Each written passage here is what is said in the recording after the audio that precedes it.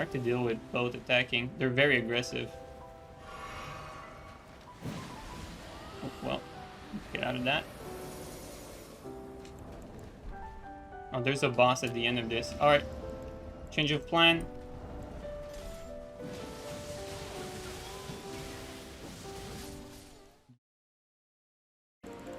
Yo, what's up, everyone? Alright.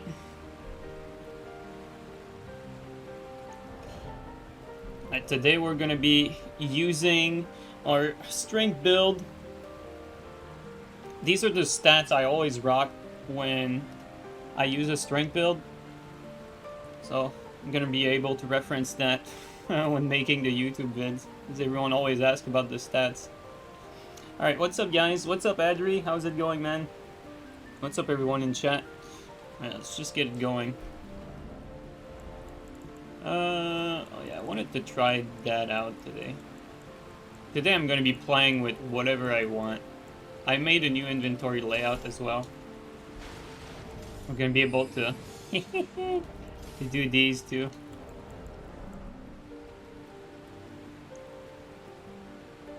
Someday you should try Lightning Dex power stance. I already did. Yeah, I did. I'm not a big fan of curved swords. I don't like them. What's up, Way 7? How's it going, man?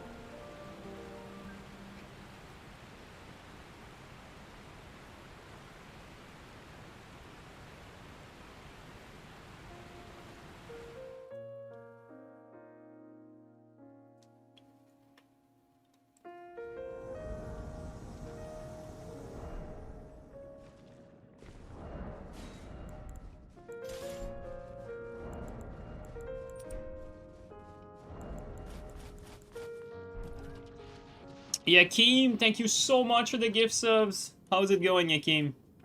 Thank you so much, man.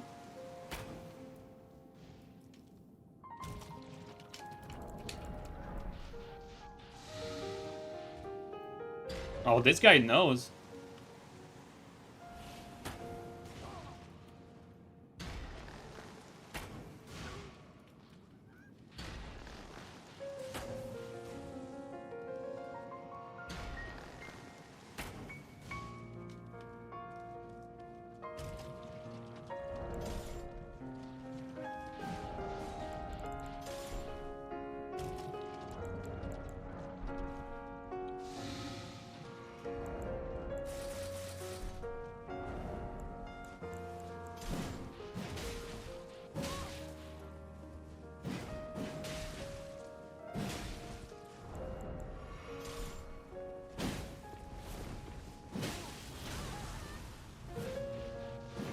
Fucking lock on.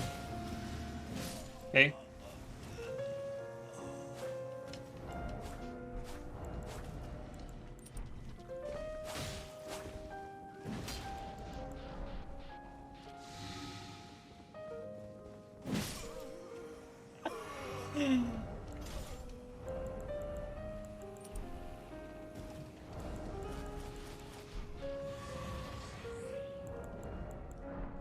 This guy's dead.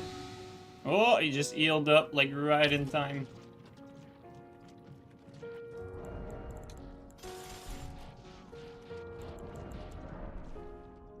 This guy is so dead. Yeah, that's it.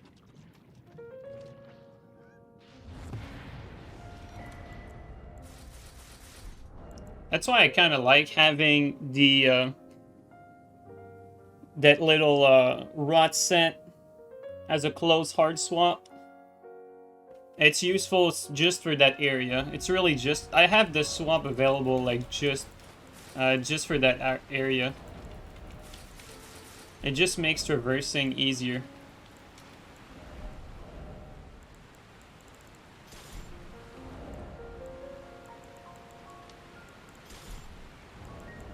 Thank you so much again, by the way, Akim. Really appreciate. This is like the worst place to summon. I would just wait till crossed. Yeah. Any advice on trying to catch Quickstep? Quickstep is really, I think, in my opinion, well, from me playing, I have a much easier time catching quickstep than raptors, than BHS and light roll. And the way I go about it is just simply the way I go about it is just simply try to catch with the timing. Oh, they both went down. So like every time someone rolls, there's a timing. So if your weapon is fast enough to reaction roll catch, you catch you catch it on the very first roll on reaction, just like you'd catch a roll. Don't let yourself get intimidated by the fact that it's quick step. If your weapon cannot catch on reaction on the first roll, you time the second panic roll. Like a second panic roll from quick step will be the same timing as a second like panic roll from rolling. So if your weapon is not fast enough to catch the first roll, you catch the second one. So you time it you time it for a second panic roll, or you time it for a first roll. It's the same principle as catching a normal roll. Like I said, the only difference is that you don't want to get intimidated by it, because the quick step has lower recovery from your attacks. So after someone attacks, they can get into dodge faster. So the way you don't play against it is you try to whiff punish it. But honestly, that's kind of like the name of Elden Ring. You don't want to whiff punish in this game, because the recovery is just so low. Like, if you thought Dark Souls 3 had low recovery and low commitment, Elden Ring is even more of that. You get... No, that's the problem, though, Chirico.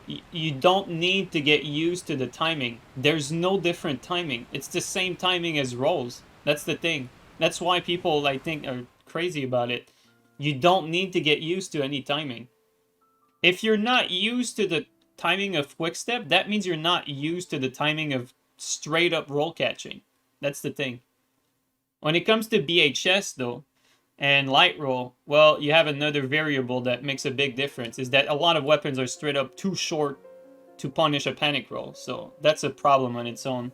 And then Raptors has a longer window to punish it. So Raptors has or not a longer window to punish it, has a longer window of to be invincible, or to be an iframe. Raptors, you need to go for attacks that have like 2 hits. So like a few attacks in the game like can hit twice, like consecutively. So like for instance, straight sword L1, you L1 1 at the ground and 1 in the air. So you ghost hit on the ground when they Raptors, that poise damage on the ghost hit adds up to when they are in the air, and when they are in the air, that knocks them down. That's like one example, but the problem is not every setup has that ability. Like another one I like against Raptors is, this is good insight for you guys, honestly. Ice Spear. Like, problem with Ice Spear is it's not 100% reliable, but when you activate the Ice Spear, the first part of the Ice Spear triggers the Raptors, and the spear flying will always poise break.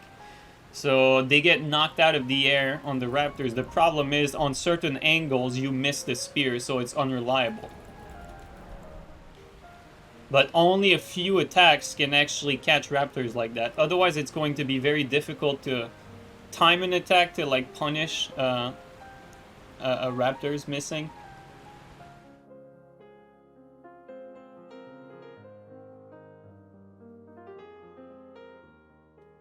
No, the Ultra Greatsword is not considered meta, but I'm invading at meta.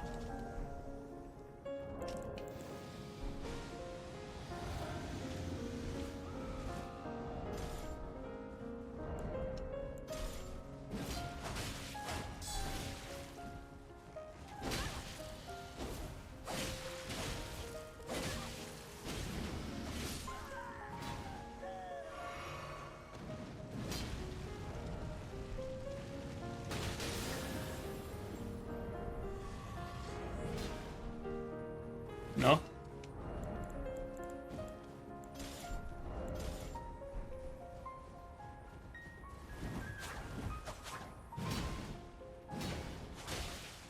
That's not a lot of damage. Oh, okay, there you go. It's more like it.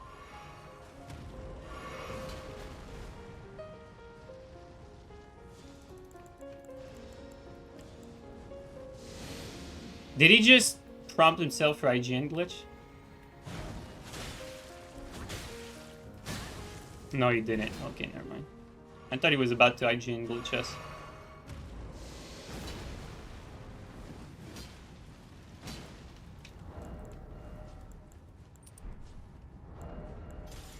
But that's not what I wanted.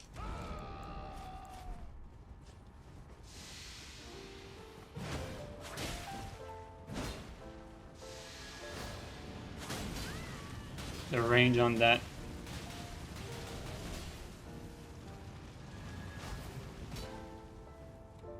Let's try something.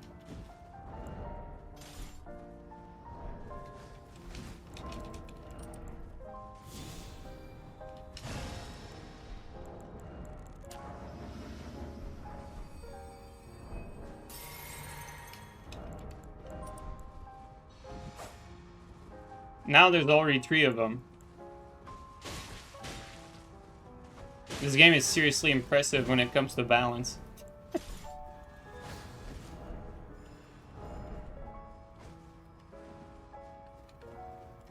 Now we have to fight 3 people in the open. Let's reach the church.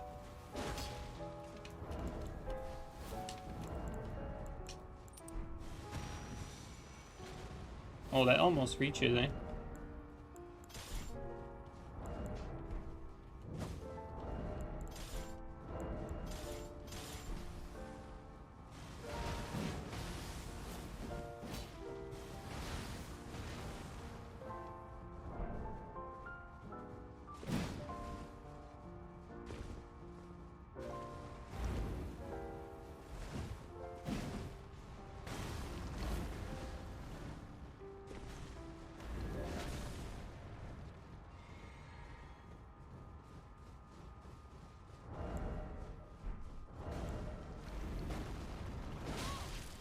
I did not even see him on my screen. What the hell?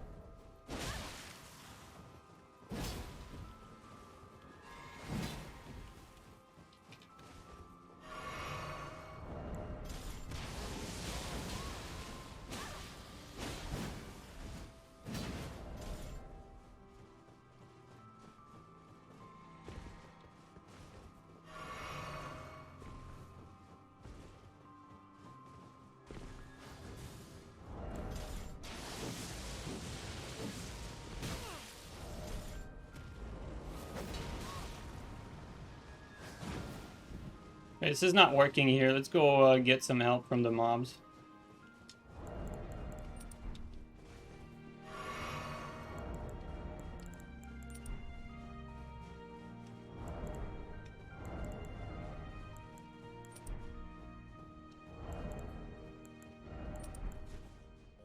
Not enough blue.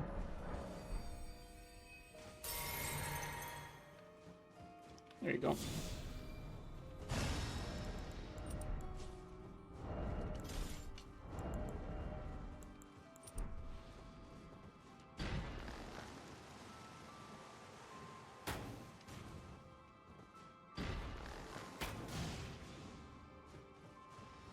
I don't like the terrain. I don't have the right angle for the terrain.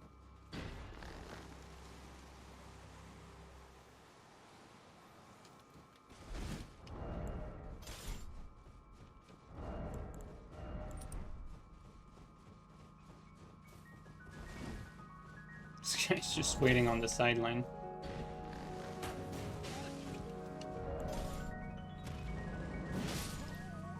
Okay. Okay. Okay. All right.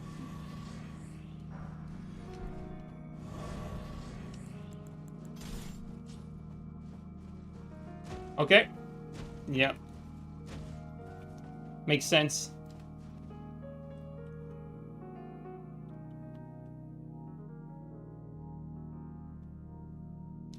Good game, by the way.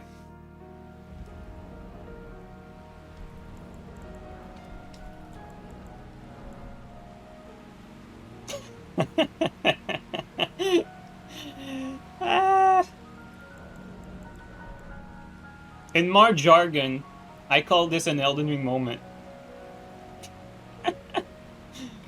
Oh my god. block canceling those R2. Yeah, I am Chirko. With the fist, you mean, right? Yeah.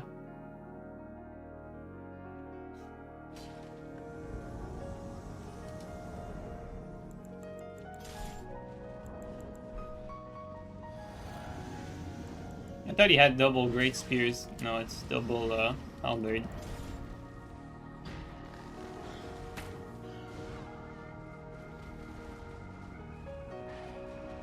Wow, that bird! You guys saw that? The frame skip on that bird was weird. But only the bird. Like the game is fine. It's like the bird is like at 2 FPS. Oh no, I think it's because the host is on Wi-Fi. Never mind. This guy is just running. Look at that bird. I wonder if this Phantom also sees the bird lagging.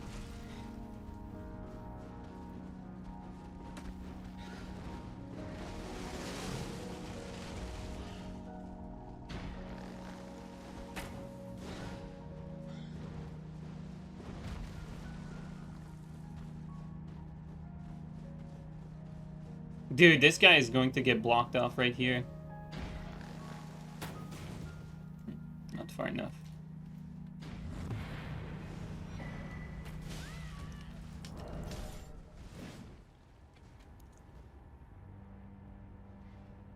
For this game, PlayStation is just way better than PC. I don't think there's any way around that. Which is probably not true for other Souls games, surprisingly.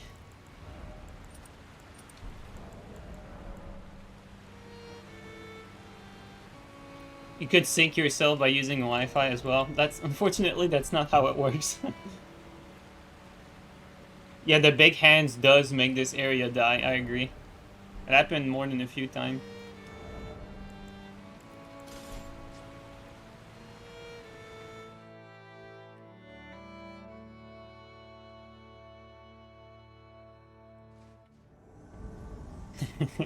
Xbox actually doesn't run better than PS5 because PS5 we have the PlayStation version of the game that runs at a steady 60.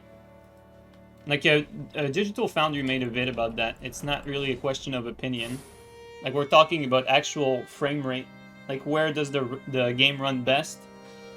And it's the PS4 version played on PS5. So, I mean, even if you consider that the game was made for PS5, the actual PS5 version of the game does not even run well. Like you have to have the downgraded version, the PS4 version, for the game to run as well as it can, which is kind of stupid if you really think about it. Yeah, the PC is great for solo players. Even then, for solo players, we say that. I remember when the game came out, my game kept crashing, so I just straight up could not play the game on my PC. And I have a 3070, you know. And my CPU is a Ryzen 9. I forgot which model. I think I forgot by heart, but it's a pretty good core as well.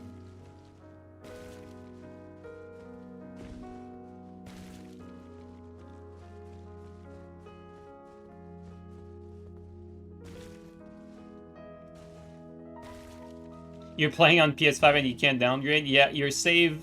I had to make a new save for my character.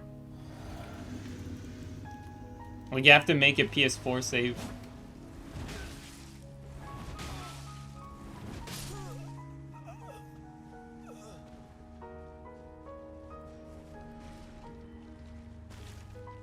Oh. There you are.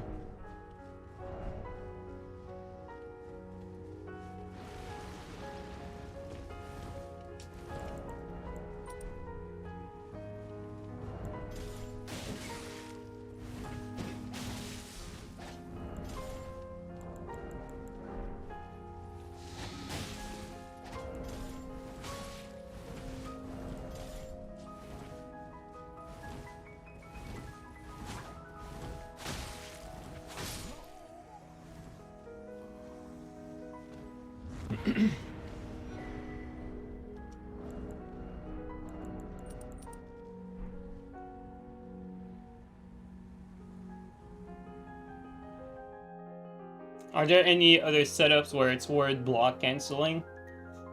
What do I do this with? I think I do it. Yeah, I do it with halberd sometimes too. Two-handed halberd. To get the first R1. Because you can get the second one. Like, usually, running attack into R1 has decent speed, but like, once you get R1, like turning around another R1 with block canceling, that catches people off guard, especially with the Commander Standard, because the Commander Standard has that extra length, you know? So with Commander Standard, that works quite well. You turn into Fist Main? No, but I'm trying to learn it, because I think Kestis might low-key be... once Light Roll and BHS get nerfed, that might be the best weapon in the game. Might be. I don't know if it is, but like the more I play with it, the more I see like the crazy potential it has. If you have good spacing, I feel like it's going to come from Dark Souls 3 players 100%. It's going to come from people that have like really good spacing. HTS is word block canceling too. Yeah, true. Better than PS Lance or Trusting Sword. I was told Trusting Sword, BHS Trusting Sword was still the best weapon. I don't see it. I tried it a little bit a few days ago, and I don't think it's the best anymore with the nerf. I feel like the neutral crouch was really what made it threatening, personally. Like, you can still make it's still very good, don't get me wrong, but I don't think it's the best anymore. Like, I tried it a little bit, like, you know, like I tried it before it got nerfed, and I was saying confidently that Trusting Sword was the best weapon in the game pre-nerf. After the nerf, I don't think it's the best, man. I don't think it's the best. It's still very good, don't get me wrong, but I don't think it's the best. Right now, I'm actually hesitant between like dual Great Lance and actually Kestis. Ara Vanzel, thank you so much for the sub. Welcome in, man. Playing on PS5 and you get frame drops while playing. Yeah, you need to be playing on the PS4 version. That's why I'm saying that even the PS5 version does not even run well. Same thing for the Xbox on the Xbox version. Like, it's crazy. Like, the game doesn't run well on, like, anything. And I was speaking with someone recently about this. He has pretty much, like the person... actually, I think... There's someone in a private Discord I'm in that has a PC that is, like, top 100... strongest rigs in the world, like according to some benchmark site. So his rig is like top 100 like rigs out there, like gaming rigs. So basically, like, his PC is like one of the strongest PC like out there, and like Elden Ring still has like frame drops on his fucking crazy rigs. So the game is really shitly optimized for PC. Pew Pew is a Pew Pew. This guy has Moonveil though. I don't know if I want it.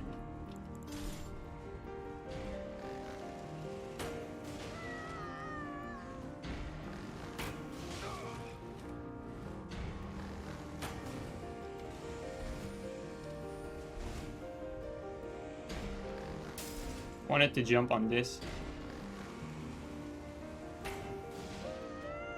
Finish him.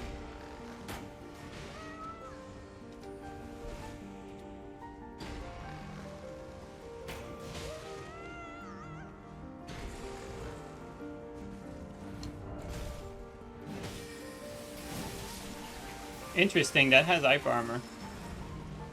Well, we learned something new.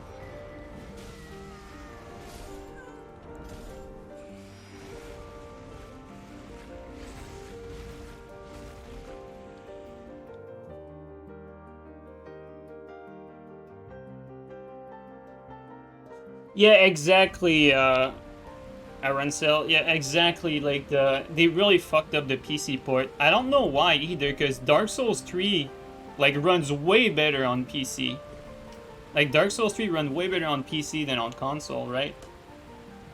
Dude, like, but even then, like From Software is pretty shit at optimizing their game. Like even for consoles, like there should not be a problem for the Xbox One X and the PS5 to run this game at steady 60. It's really because like their game are not very well optimized. But like, you know, when you have like some of the best rigs in the world and you cannot get like steady frame rate for a game like that, there's just no way. It's unfortunate. In the podcast, the guys were really shitting on PS. Well, that's because they've only ever played on PC. They've never tried PlayStation. That's the thing.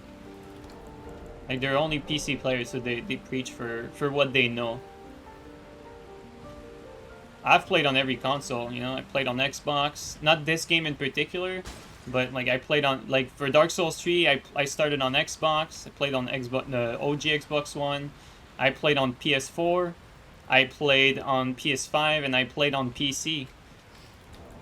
And I can tell you that the PS5 version ran extremely well, but it felt like the game was more responsive on PC still for Dark Souls 3. And obviously PC ran even better.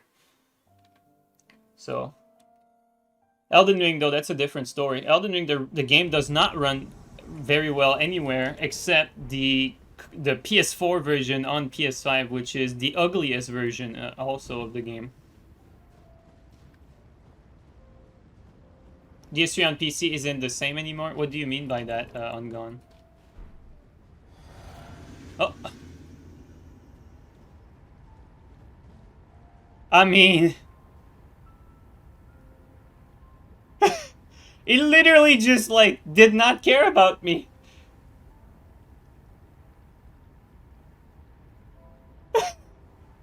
What do we do? I feel like I got spared. Like, he could have probably, like, knocked me off. I didn't see him. He just ignored me. What the hell? What do we do?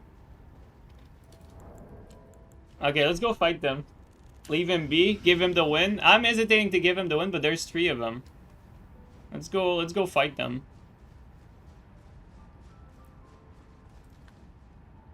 I mean, I want to give it to him, but there's still 3 of them. There you go.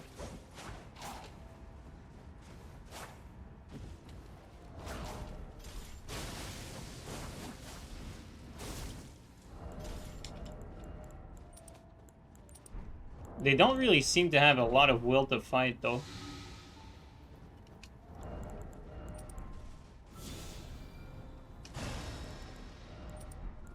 Like, they're barely moving or anything.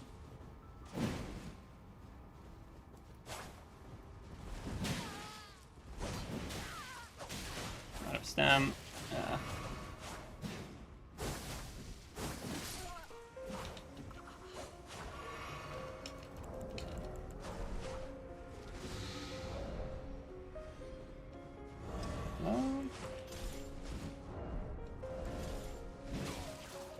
Oh, he just, we just activated this guy.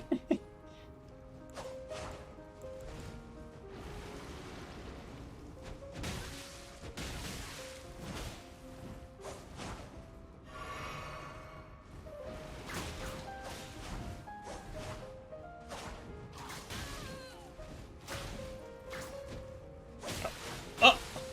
The hell happened there? I think the fist was just too short on that one.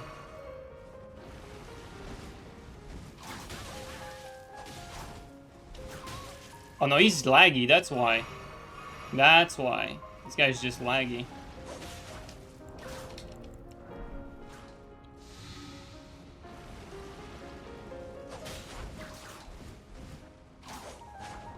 You know what?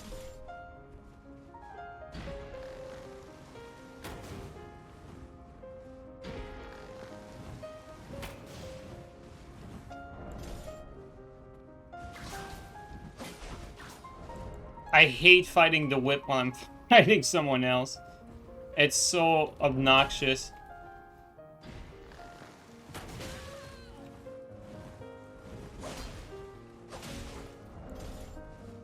Didn't mean to do that.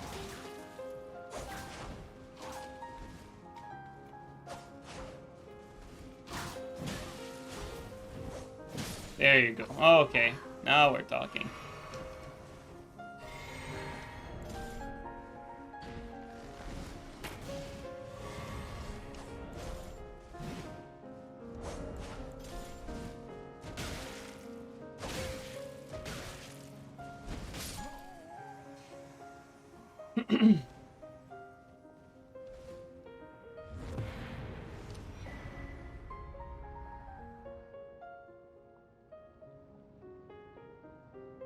You do give bots impressions? Yeah, I agree. Also, Bloody Finger, thanks again for the resub for 3 months. Really appreciate.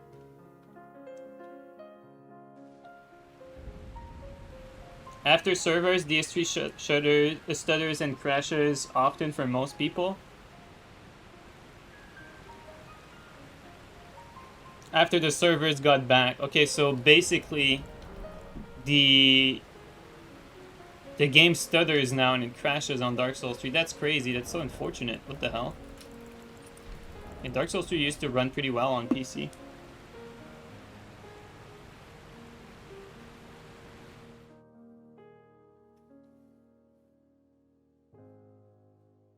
It runs better than ever on your PC. Which one, Jones? Dark Souls 3 or Elden Ring?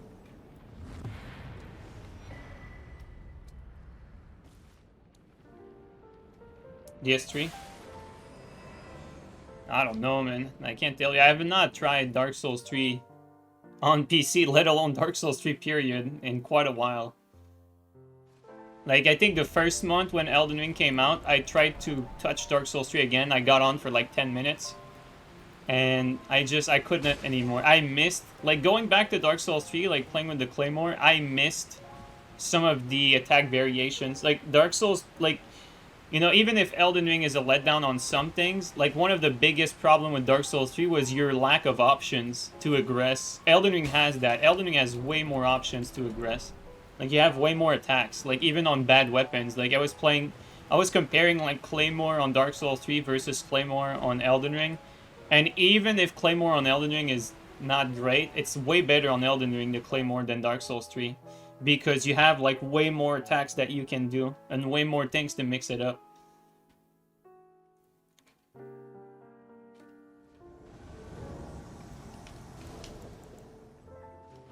Like, we played so much with the Claymore in Dark Souls 3, like, people started thinking it was actually a good weapon. It's pretty crazy, though.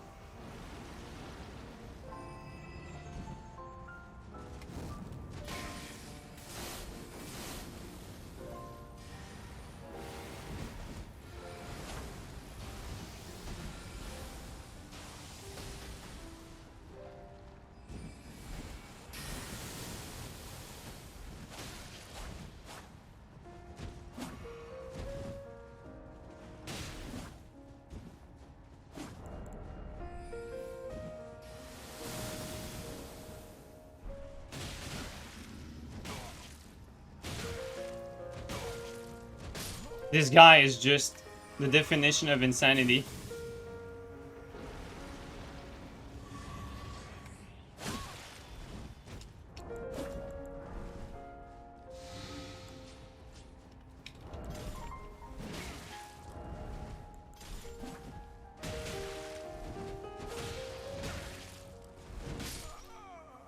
Once you get used to the timing with Kestis, I feel like it's so much more dangerous, to be honest. Which I'm not used to it yet, but I'm starting to slowly get the hang of it.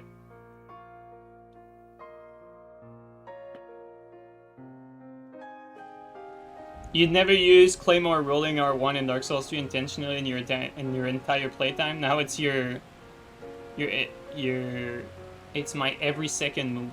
Okay, I used it. I think there was definitely scenarios where the rolling attack in Dark Souls 3 was good, but it was like after you roll, like it was after spacing a roll. Like, I feel like Dark Souls 3, though, like, each one of your move had to be a lot more deliberate than in Elden Ring. In Elden Ring, you can do a lot of random moves, and you won't get punished for it. If you do that in Dark Souls 3, you're gonna get punished for it. I think that's also because of the recovery and the mini attacks to punish aggression and whatnot. Not to punish aggression, the mini aggressive options, I mean.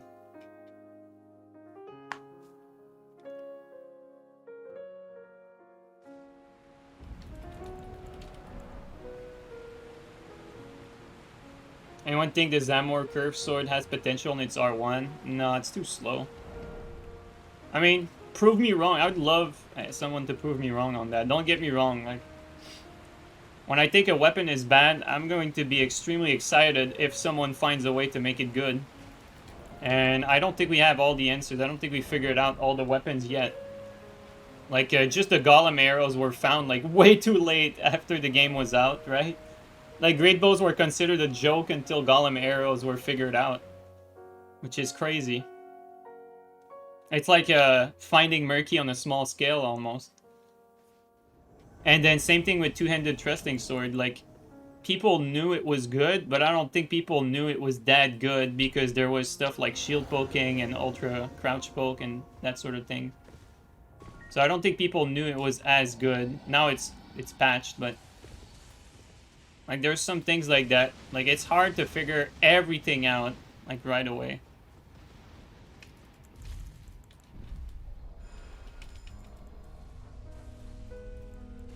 Oh, I forgot. Yeah, I need to drop here. I was expecting to have to, You know what? Can we go down from here? Yes, we can from over here.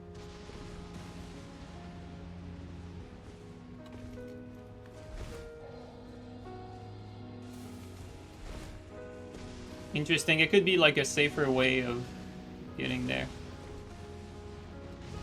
Where are they?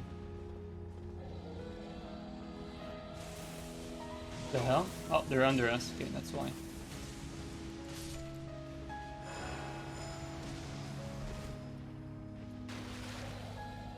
Just making sure there's not like another hidden person.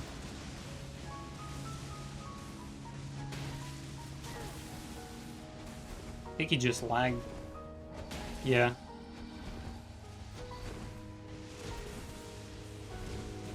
No, maybe not. Strange. I almost fell off here. This spot, I always fall on this spot. Oh. Oh! I want to know how to do this. Oh! This guy's good.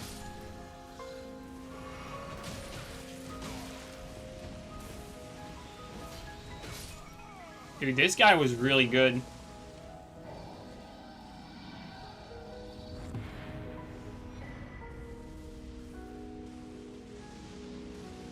Is bleed not that broken anymore? It always depends on the weapon. Alright guys, give me a few minutes. Usually I take a shit before I stream. Now I didn't do it, so you're gonna have to excuse me for a little bit. Let's get an edgy pose here. Let's do that. There you go. I'll be right back. Give me a sec.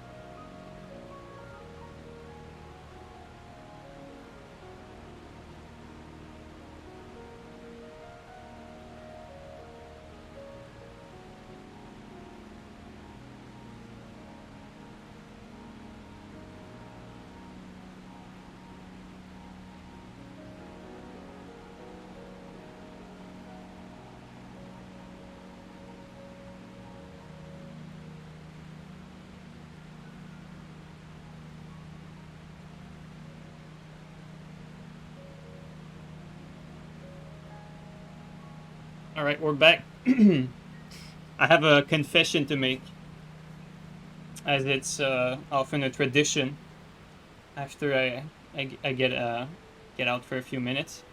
So, those who will have been around for Dark Souls 3 will already know this, but I have some superpowers. One of my power is when I take a shit, I actually shit so fast that I travel back in time while I take a shit. So I actually gain time while I'm on the toilet. So this is why it appears so fast for all of you.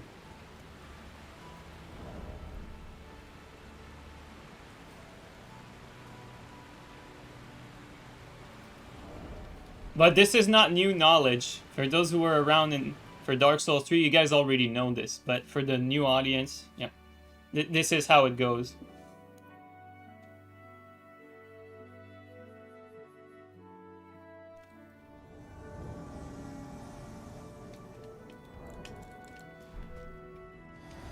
Oh, what is that? Double? Is it double or one bikes? I only see one. No, it's one Moog and one bike. It's not there. He's just better. I'm just better 50-50. I love his name though. It's unfortunate he wasn't there. Maybe I should have waited a little bit. This guy's name is I'm just better 50-50. What a name. That sounds like a shitter name. Do new people know about the squirrel? I think I told the squirrel story on Elden Ring. We're gonna keep it for Armored Core next.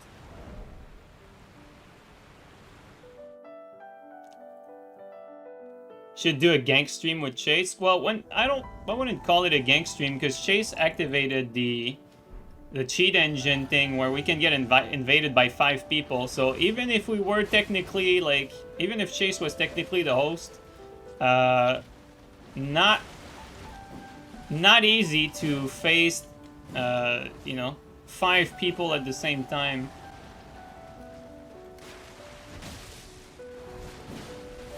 It's hard to deal with both attacking. They're very aggressive. Oh, well, get out of that. Oh, there's a boss at the end of this. Alright. Change of plan.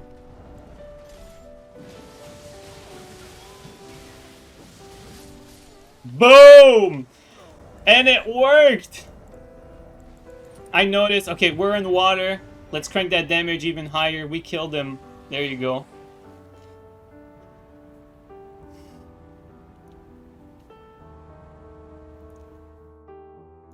Man, the Storm Axe is so nasty though. Seriously. One Storm Axe swap. That's all you need. What's up, Mr. Steel? How's it going, Steelovsky?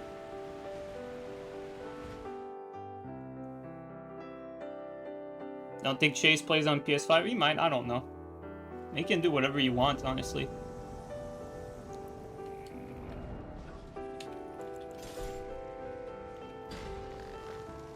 Oh. Come on, come on. Give me those. Maybe we can push him just a bit to the side. Or it won't be needed.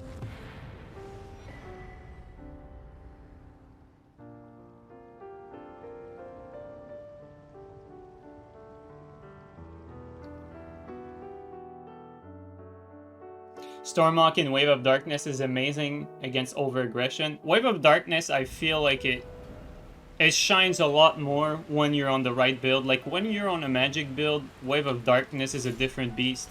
Like, on a magic build, like, Wave of Darkness is hella dangerous. Like, hella dangerous. I prefer Stormhawk. Like, if you're on a strength build, I prefer Stormhawk.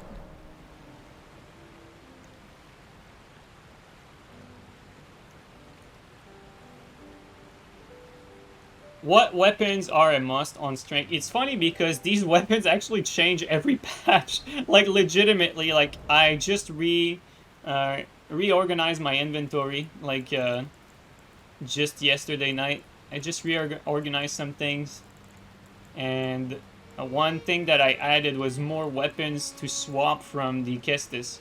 So like before, like when the game came out, like the bread and butter for a strength build was like fingerprint and a pokey weapon, or you had either double lance or you had like ultras, right?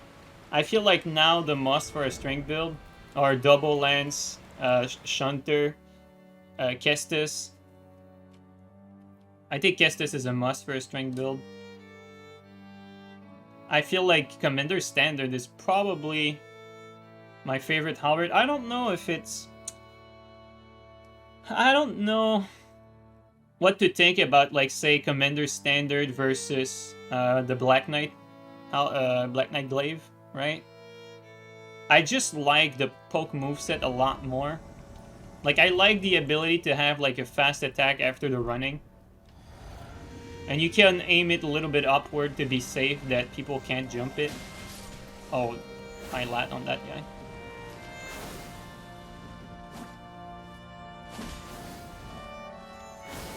Okay, double Moonveil moment. You know what? I'm going to get some distance and properly buff, which is something I don't do enough anymore. You know, just get that magic resist just a little bit higher. Just a tiny bit.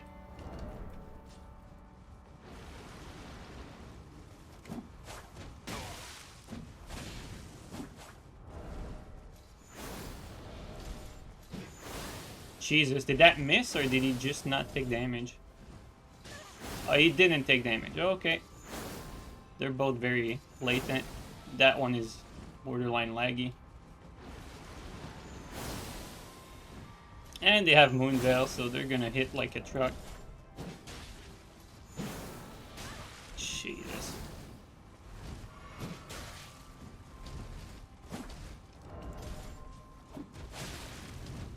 I don't even know if he took damage. Alright, we got a blue now and we're fighting in the open. Back off. I feel like we, in this particular invasion, I feel like we probably would have already won if it wasn't so damn latent. Like in that particular one. I feel like the guys, we had some good movement and good punishes on them.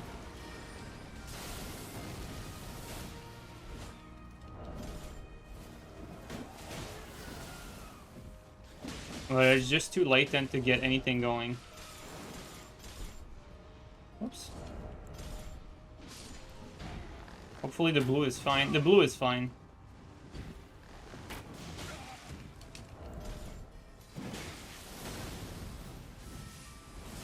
Well, the pew pew protection. Okay.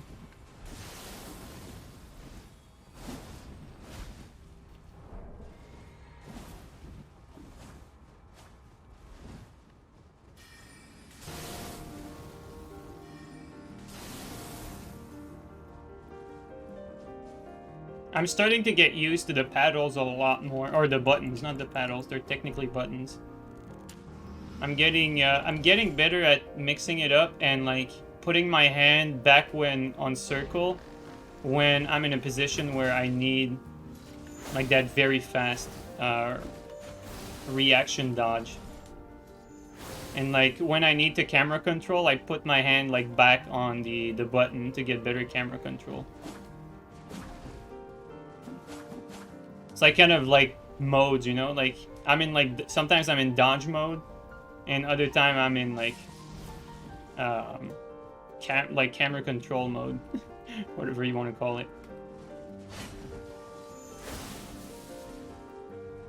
It's just so much easier to control the camera when sprinting.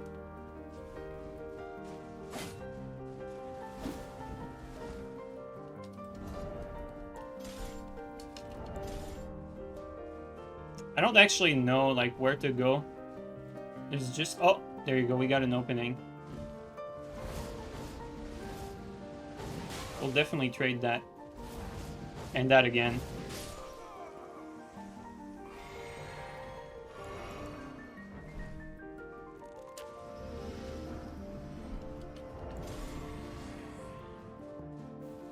relying on macros is not good. Even with macros, like Grim was not even the best at swapping. And I remember a few times where he got killed because his macro failed. So don't play with macros, it's just not a good idea. Macros will make you bad. I forgot this guy's lagged like crazy. He never took my damage. There it is.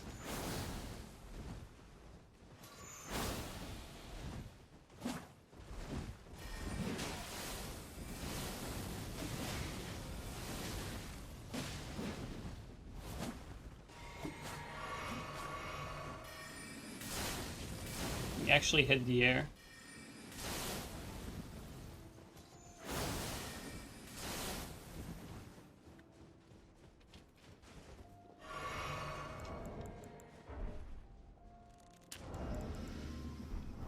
I think we might be able to like kill the Phantom with the Great Bow, and then we can sort of like figure out a way to kill the laggy host.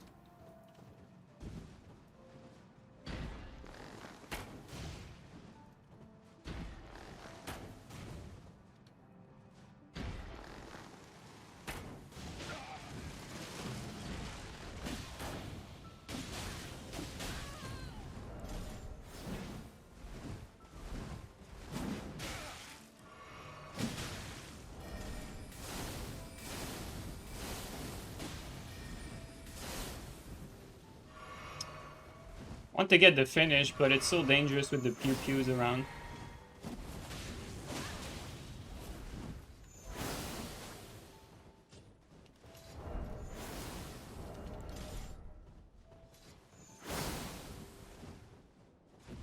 If the host was not so latent, it would definitely be a lot easier.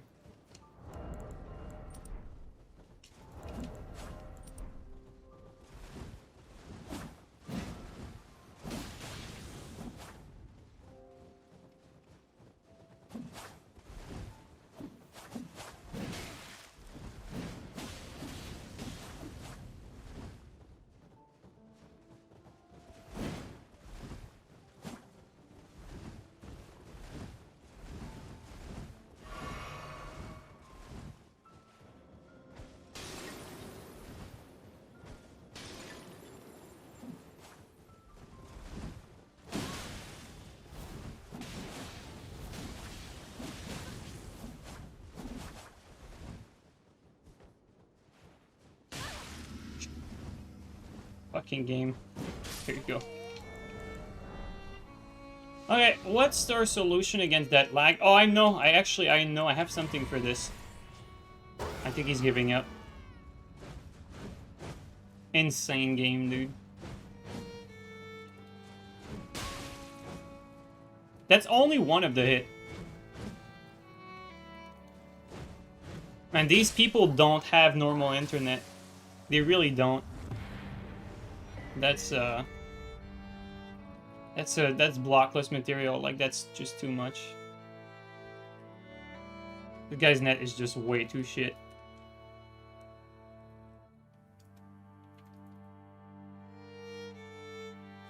Vale, thank you so much for the resub for 37 months. Thank you so much. Thank you so much, bro. You're a shitter. Oh, I didn't have time to finish reading.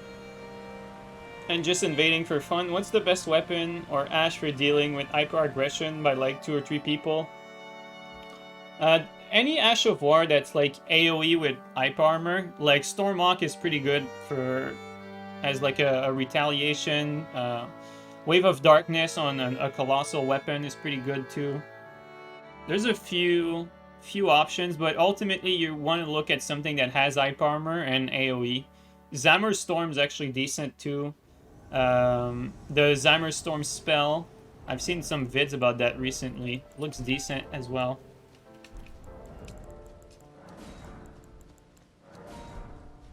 So you have a few options. Like I said, bottom line is you want hyper armor and AoE.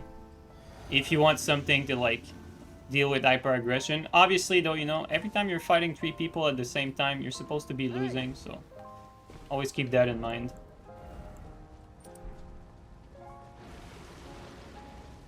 Okay, let's see. What do we get first?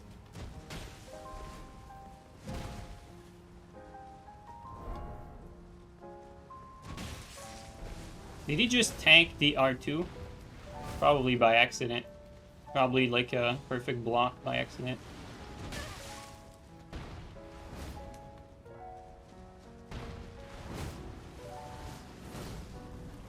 Just want to make sure there's no spell coming our way. Doesn't seem like the mage is using his spells yet.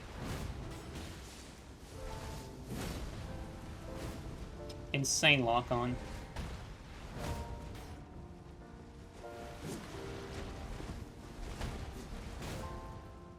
That's some high madness buildup.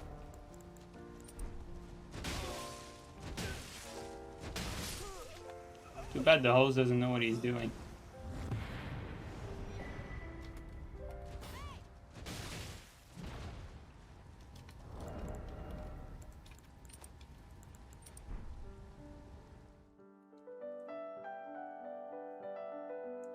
Yeah, Zamor does also deflect some projectiles. Chirko, do you know if Zamor reflects spells as well? I know it reflects like physical projectiles. Like I remember we had that one guy that survived like a sure hit from the rock throw because of Zamor's storm.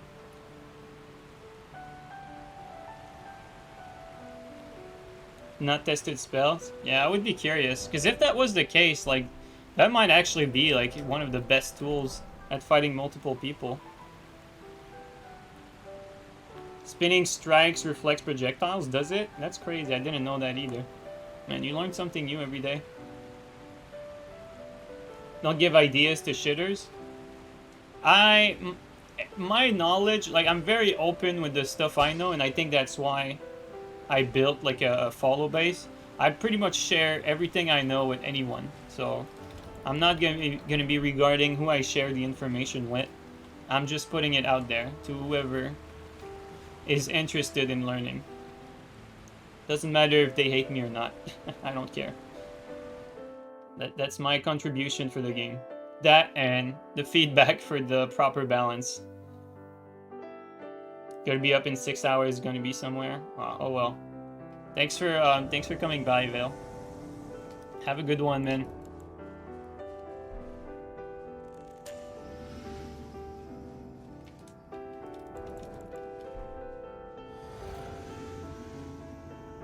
Oh, not this again. Okay.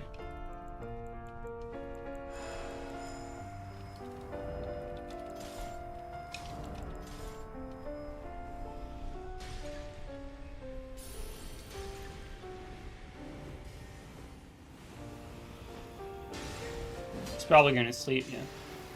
Sleep, but we were too far for a punish.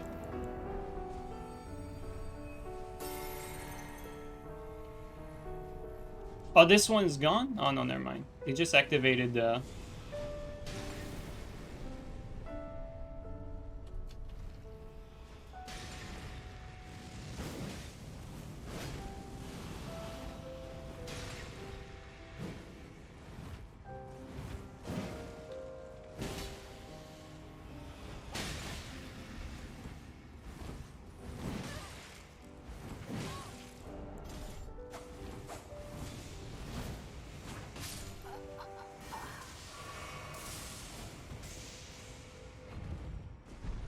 Prevent him from using this. There you go.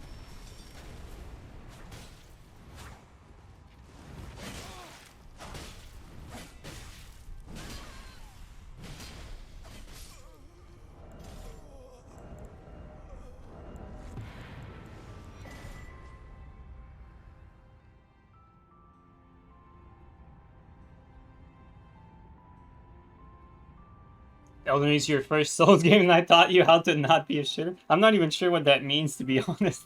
Because I'm pretty sure I'm considered a shitter by I would be considered a shitter by the majority of the player base by like Reddit standard or whatever, you know.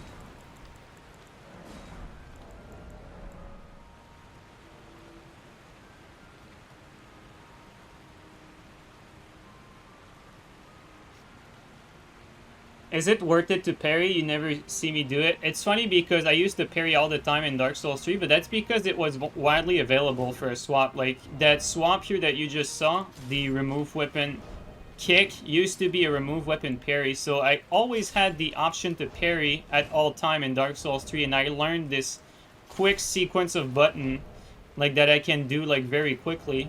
And I learned that specifically to parry in Dark Souls 3.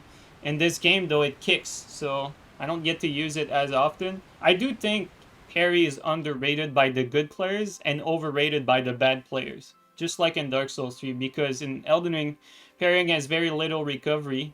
But then people that actively use the parry do it stupidly, so I think it's a double-edged sword. But with that being said, I think in this game, if you want to parry in this game, I do think you need to have an inventory set up for it, which I don't have. Like, it's definitely a choice that you have to make when you're making a character. Like, I would say if you want to parry, you should have a parry swap either at the bottom or the top row. So when I do like a quick swap like that, I would have to sacrifice, like, say, this rapier slot here for parry shields, for instance. That would be the trade-off. Or the Stormox, the Stormox for parry shields. So you would use it just like you're using any swap, but you'd be parrying instead.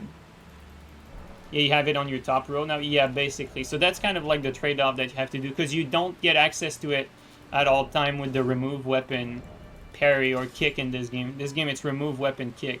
So before it was remove weapon and then parry, now it's remove weapon kick. And because I learned how to do the swap so fast, it was very useful because I could use it really when I wanted to in game. But unfortunately in Elden Ring, it's not that useful. Somewhat, sometimes decent when you're fighting shields, but for the most part, it's not that useful.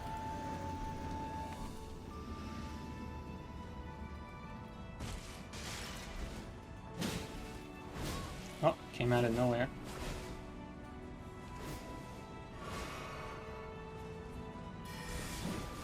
I love when I just, like, don't hit them at all. I unlocked it, so that's my fault.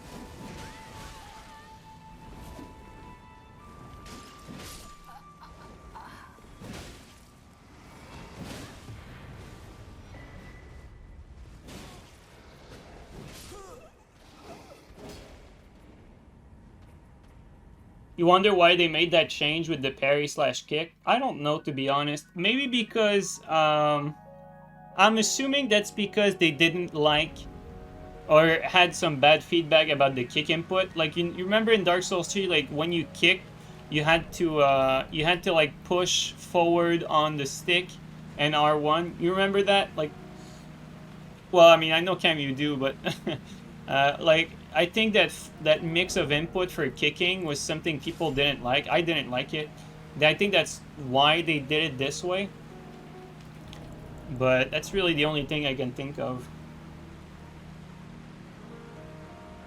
You hated that? Yeah, I hated that too, like the push forward on the stick to kick. Like, I have kicked more times in Dark Souls 3 throughout my 6-ish years playing. I've kicked more times by accident than on purpose. So I think if you have someone that's, like, as experienced as someone like me that has used the kick more times by accident than on purpose, I think it's a bad way to have the kick be inputted. If that happens to someone with that amount of experience by accident, I think that's a fundamental issue. So I don't mind that they don't have it as, like, that input anymore, but with that being said, the kick is already an Ash of War, right? So they don't really need to have it when you're naked. Or when you're bare hand, not naked, when you're bare hand. Like, I would much prefer the parry bare hand, like the remove weapon parry, but again, like, they nerfed a lot of the swapping stuff. On the other hand, though, they added sword by order of acquisition, which I don't really think was for swappers. I think that's because of the open world that they added that. I remember seeing a vid a long time ago when Elden Ring came out, like we're talking over 6 months ago, of Yongye saying that he didn't like how Elden Ring didn't have an option for, like, because he was grabbing like all sorts of items in his world, and he was wondering if there was an option to see like what you picked up last, to like read descriptions, and he wasn't aware that sorting by order of acquisition was that. But that made me realize that the order of acquisition thing is probably the very reason, or like the Yongye story is probably the very reason why sorting by order of acquisition even exists in this game. It's probably because they wanted to let people know, like, okay, if you pick up a bunch of items and you're wondering what you picked up last because you picked up like so many things, well, you have your, like, this way of doing it. I think that's why they created it. But on the other hand, we PvPers have the side effect of being able to create our own inventory layout, which is a huge deal. So I guess that's good.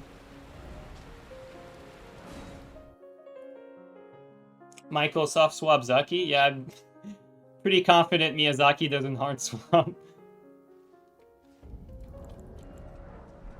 I feel like the curved greatswords would be a lot better with some damage buff. Like, you know, like in Dark Souls 3, like the curved greatsword really had their place in invasions because they were doing like very high damage. And I feel like they could have that same spot in Elden Ring. It's like the moveset in Elden Ring is even better than curved greatsword in Dark Souls 3. I feel like they could still have that spot, but they need more damage for sure.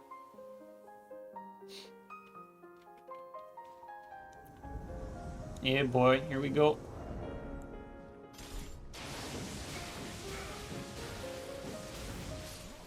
Yeah, at least that's, What if I do this? I cannot tank it. That's quite interesting. Oh, where do you hail from? He just spawned in. He's still invincible.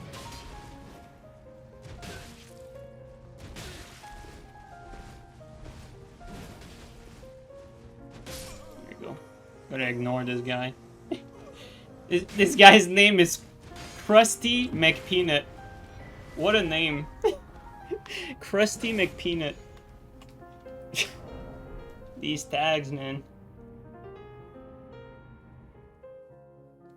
You love Curved Greatsword, but they're gimp damage-wise? Yeah. I feel like that's really the problem for, like, Great Hammers, Great Axe, Curved Greatsword, Greatsword. That's, like, the problem for all these classes. Like, they would have their spot in the game, for the most part, if it was not for the fact that some of them lack forward momentum, and others just straight up lack damage. Like, I think the Great Hammer class could use, or sorry, the Great Axe class could use a bit more forward momentum, just a little bit. And it's not that they, like, don't get me wrong, it's not that a lot of these classes have bad forward momentum. Like, if we were talking, like, if we were putting these weapons in Dark Souls 3, for instance, they would have enough. It's just that in a game like Elden Ring, where you have, like, so many attacks that have, like, high forward momentum, like these jump attacks, for instance.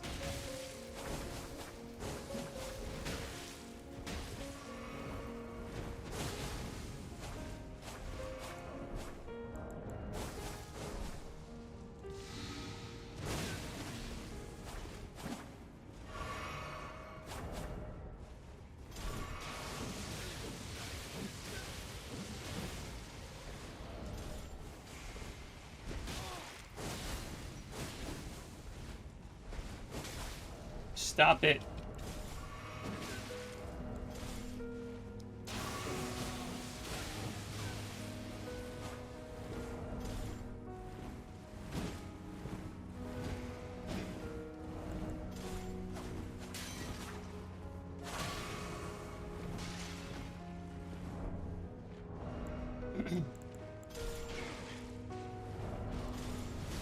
He actually got the BS.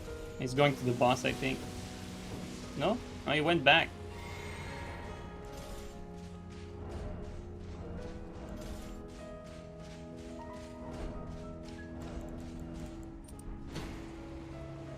Come back! Wait, what? EDC? What? Why did you do that? What? Why? What a loser! These fucking PvE losers, man. They're such pussies. And then this game is really for pussies, though, to be fair, but still. God damn.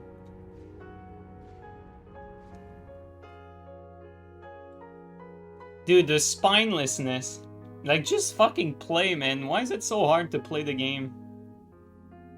You hate how many people forfeit? There is a crazy amount of people that give up. Like, crazy. Like, when I play in the arena, does not matter what I'm using, by the way. It's not just when I'm using double lance or cestus or anything like that. It does not matter what I'm using. There is, like, a staggering amount of people that give up before the fight even begin. And they're there, like, they're moving, like, they're just, like, you know, doing that. And they're just waiting for me to kill them. There's so many people that are like that. Like, it's mind-boggling. Like, I think I know why that happens. I think it's really because Elden Ring has brought, has seriously brought a big, a large amount of casual players. And, like, the way their mind work is weird. They queue in the arena not wanting to fight. Like, they're looking to have, like, an interaction with someone instead. Or they're just trying to fuck around or something like that. You know what I mean, right? Like, they're trying to do anything but playing. And you get a lot of these people. That's a theory, obviously, but I think I'm probably correct on that, to be honest.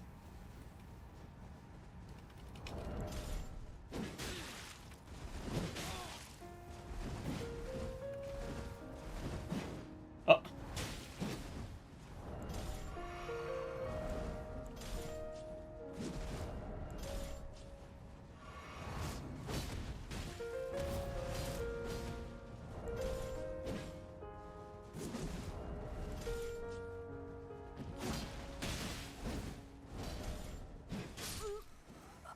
So, you guys will have noticed already, I'm starting to do halberd swap from the Kestis, and that's because just yesterday I made my inventory so that I have access to the commander standard next to the Kestis. So,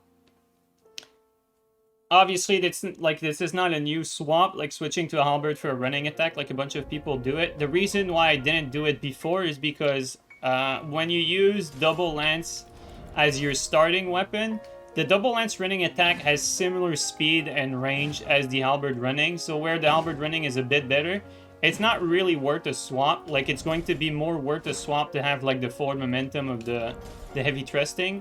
But when it comes to the Kestis really could use, like, that sort of forward momentum running attack. So I feel like a halberd swap really makes a lot of sense when you're using Kestis as, like, the base weapon.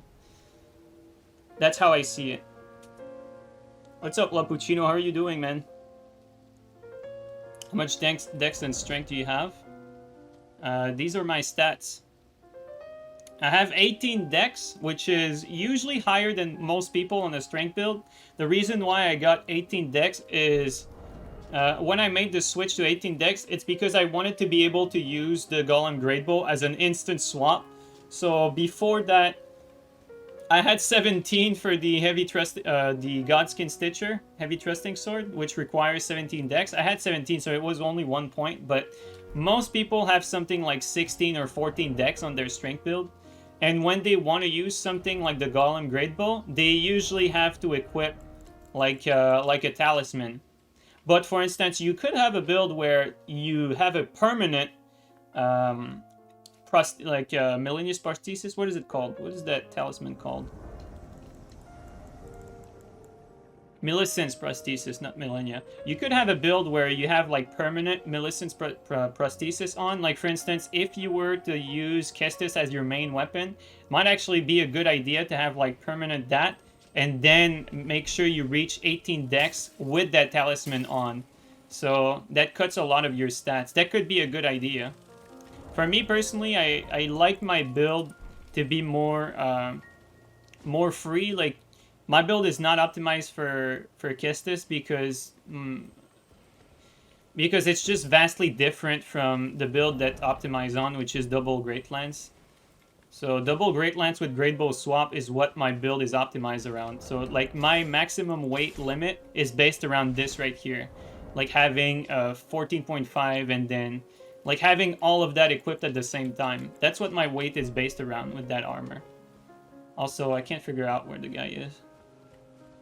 But to each his own, you can optimize your build for different things. The reason why I optimize it for this is because I feel like the great bow is the ultimate weapon at long range.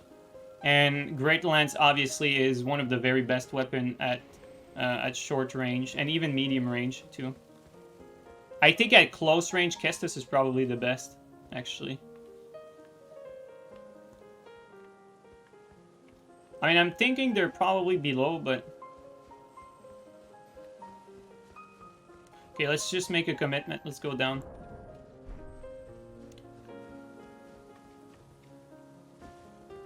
There they are.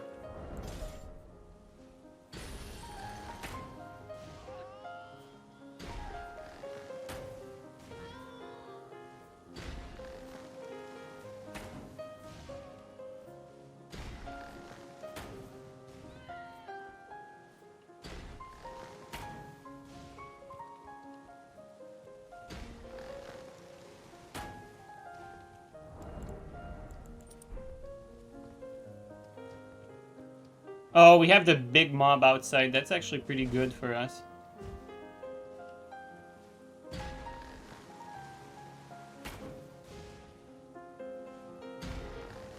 Well, it's not exactly like Call of Duty where the walls are accurate. You know what I mean? This guy has the cannon ready, but it's not going to be very useful for him.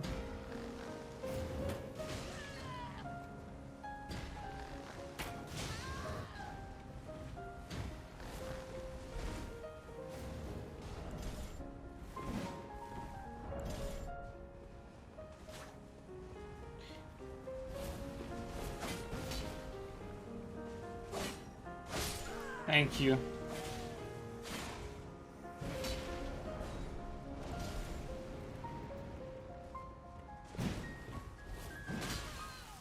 Wow, I panicked that.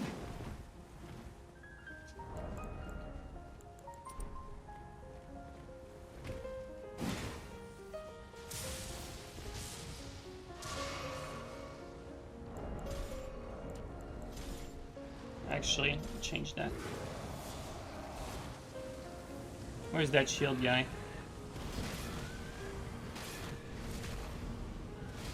Unfortunate that he had high poise. He got burritoed because of it. Oops.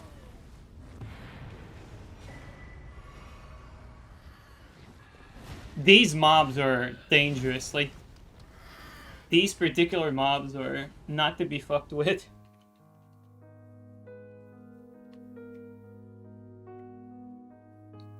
Single lance is nice, but not meta. Yeah, single lance is still very good. If double lance was not a thing, like single lance would probably be looked at a bit closer. They're called revenants. Yeah, they are scary. Absolutely.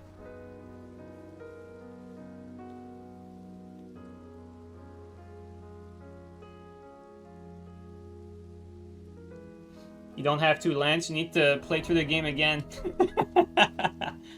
I remember, man, the first 2 months, the first 6 months of Elden Ring, I played without any sort of duping or anything like that, so I had to, like, grab every weapon myself, so for a long time I basically played with offhand Serpent Hunter, main hand Lance, because you can get 2 of them on one playthrough, but ultimately...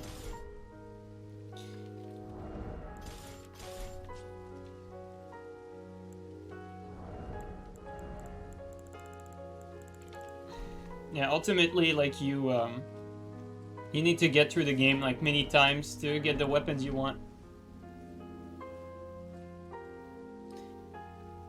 Shunter kind of short, though. Yeah, but it does more damage. It has very high damage.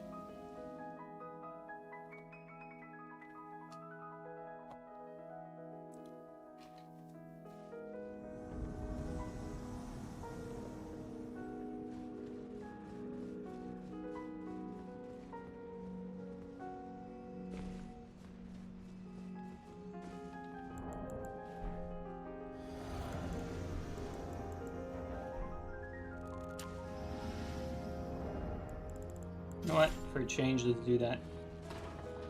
Lightning on water, why not?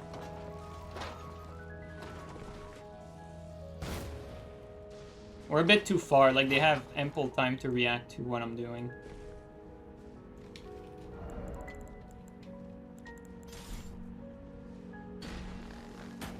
Oh, he's a bit laggy too.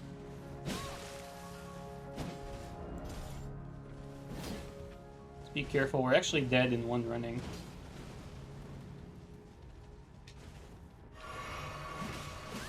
There you go. Okay, at least we're not in one hit. Hit range of dying.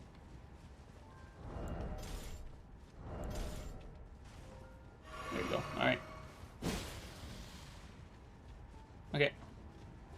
Guy looks like he knows a little bit of what he's doing.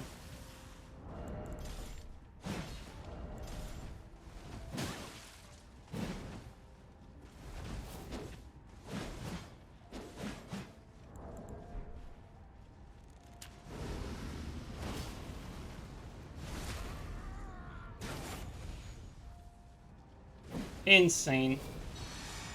Oh, what's the story of gankers? It's fucking getting outplayed and saved. What the hell? That was so lucky for them. Like, what the fuck?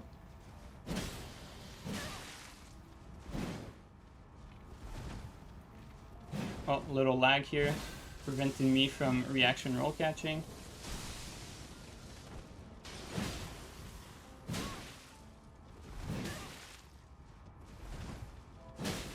Good reaction there.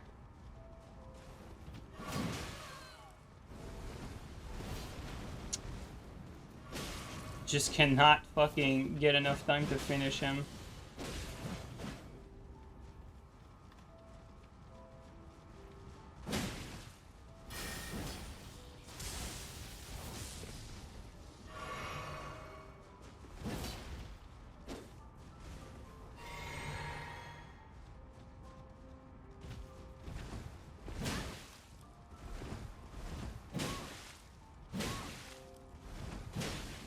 Actually,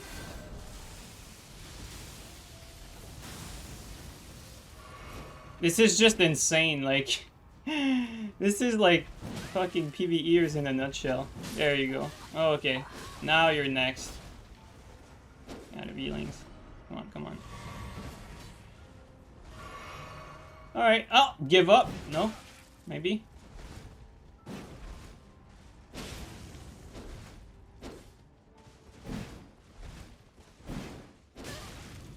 Thank you, tree, so I can't see anything. It's also skippy, but...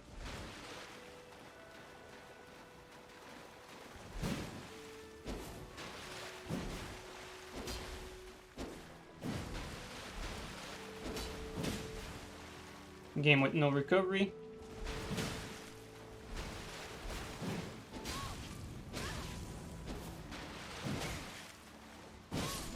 Man, what these people do makes zero sense. It's actually...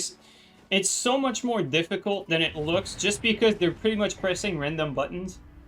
So you can't, like, out-think them. And because this game has no whiff punishing, they can just swing like that freely without really getting punished. Like, normally in Dark Souls 3, like, on someone like that, you just play a straight game, you let them swing, and you whiff punish them every time. This game, though... If they whiff, they have time to dodge afterwards, so they can play like that.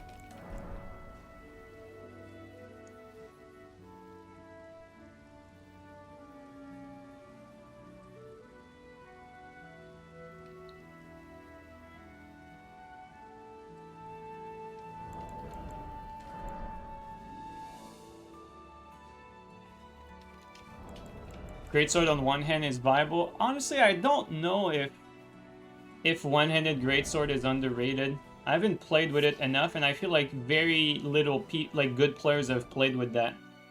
It might be a bit better than we think it is. I just don't know, though. I feel like it's also easy to jump, so... Doesn't really have anything else than an R1 also, it seems. I don't know. What's my thought about Serpent Hunter? So, here's what I said when the game came out, Kaim. I said... When Serpent Hunter becomes the best weapon in the game, Elden Ring will be in a good place. I still think that. I still believe that. I think Serpent Hunter is perfectly balanced as it is. You can strafe it. It has everything you'd want out of like a good meta weapon. I feel like Serpent Hunter is a perfect example of something that should be like the best weapon in a game. That's how I feel about it.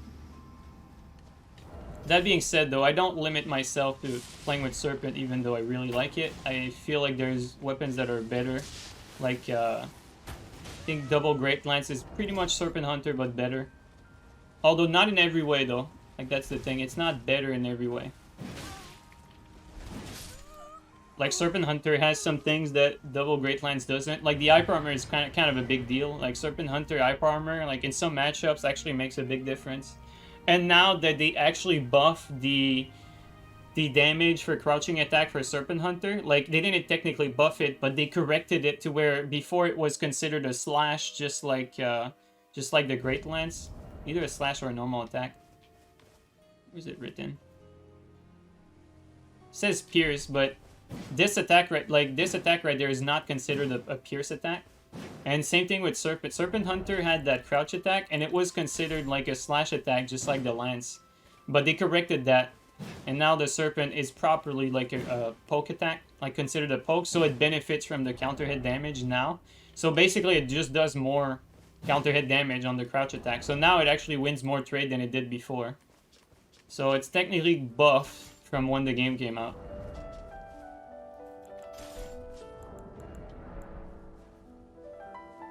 What about Power Stance Greatswords? Man, everything Power Stance works better in Invasion though. Like, just because of that jump, like, they're basically jumping sticks. And like, every time you swing when you're doing invasions, you kind of want big damage to end the fight. But like I said, I don't think, well, I don't think Power Stance Greatsword is good, don't get me wrong, but I wish that Power Stance damage was nerfed by 20%, and then I would also buff by 20% like the damage for like stuff like Greatsword, Great Hammers, you know. You guys know the deal at this point.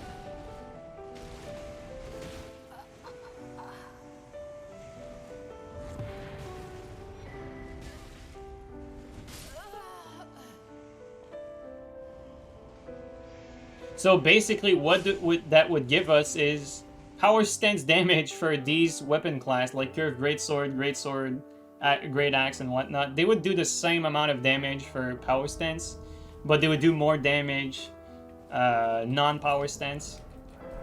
And then you'd have weapon like Double Straight Sword, Double Spears, Double Great Spears that do less damage Power Stance. And I think also, I also think we should consider fist weapons in that. Because I think fist weapons do maybe a bit too much damage for the Power Stance moveset. So I think I'd also include them in that 20%, to be honest. I don't really think that would hurt them that much, to be fair, too. But it's just to normalize the damage, you know what I mean? Just normalize the damage a bit, because it's too all over the place in this game.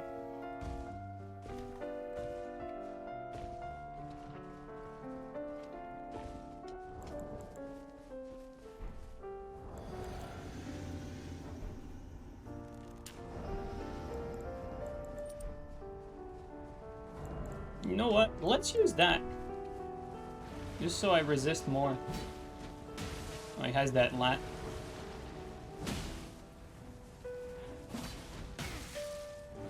I would do a vortex, but I risk getting hit for a lot of damage.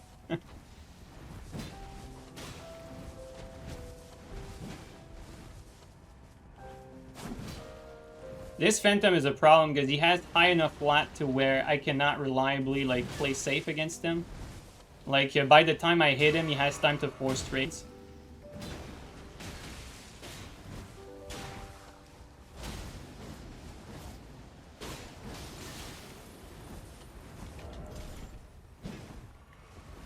Come on, there you go.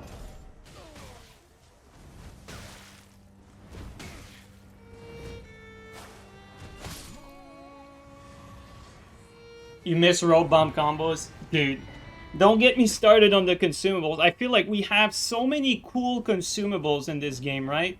We have so many like unique consumables that have legitimately quote unquote like good move set, or good, not move set because it's a one move, but good moves. Like they're really good consumables. They just don't do enough poise damage to be reliable. So basically, the only consumable you end up using are those that are ridiculously fast and have no recovery. So quote the fan daggers. So you end up using the fan daggers, the drawstrings, and then for the bombs, you use the bombs that inflict something. So freezing pots, sleeping pots. You could use rope pops. Ah, it's a cool name. The rope pops in the DLC. The rot pots. The rope pops.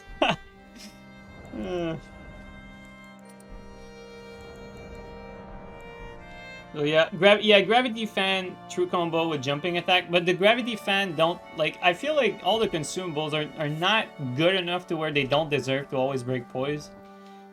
Maybe that's biased from me playing Dark Souls 3, but I feel like a lot of consumables should always break poise. I would prefer it that way. And those who don't break poise should be set so that they never break poise, you know? Perfume at low level slaps. Well, I think that's also another issue, like damage not being properly balanced across the game. Like low level has a ton of like completely broken stuff. Like twinking is not gone.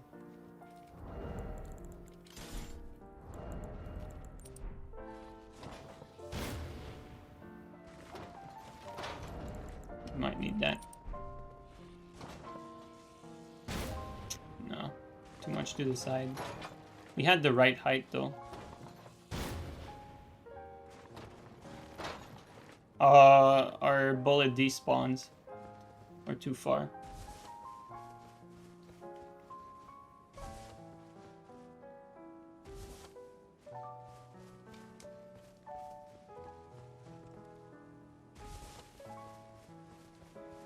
You're sure the next balance patch isn't too far off? I don't think so either. I think 1.09 is going to surprise us. You know, you guys know that they introduced PvP damage scaling for weapons, right? But did you guys also know that we didn't really use that all that much? We did it for the Ash of War, like we use it for the Ash of Wars, but for the most part, weapons still do the same amount of damage in PvE and PvP. So that's food for thought, you know?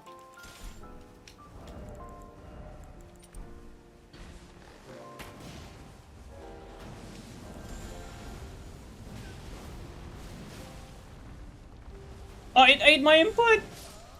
Fucking game.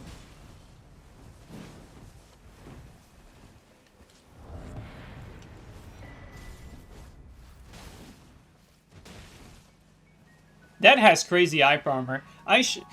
I'm going to make a build. I should not say this, you know, not spoil the bean, but I'm going to make a build at some point that is going to have that for an eye armor swap.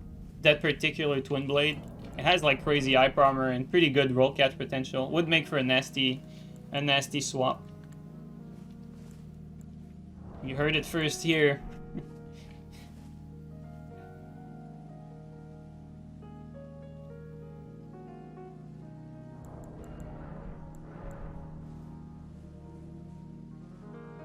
Overleveled phantoms are so common, you never feel bad about twinking. I mean, that's part of the problem. Like, twinking, overleveled phantom, it's kind of like correlated into the same issue.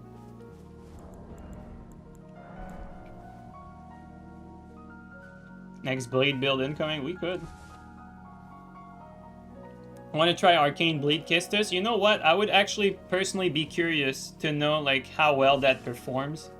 You would probably be rocking the ugly Varys mask, or the white mask, for that build, but I would actually be curious to see how it performs compared to like strength-oriented Kestis, because strength has access to the drawstring grease, so the build-up is already pretty decent on its own on strength build. So I would be very curious to know like how much better or how much worse or how similar it would be on Arcane, because you would be losing on the damage. You'd have better build-up, or would you? Because you would not be able to like to use like any buff on it to increase the bleed. So I'm not sure that would actually be worth it, but I would still be curious. Yeah, exactly. Don't think it's gonna be better, but you never know. Yeah, that's what I believe too.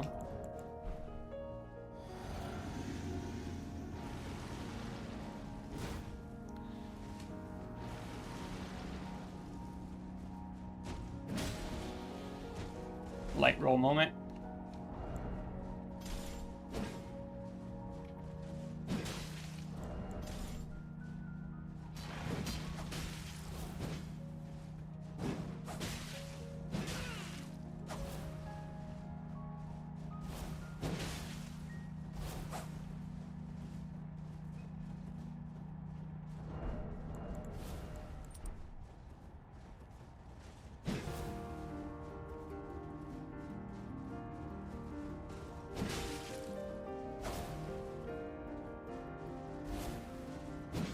Close. I cannot wait until they fix that shit. Really hope they do.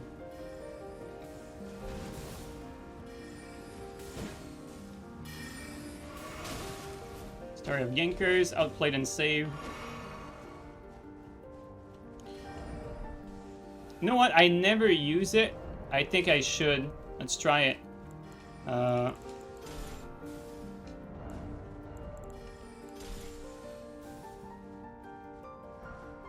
Estes delivery.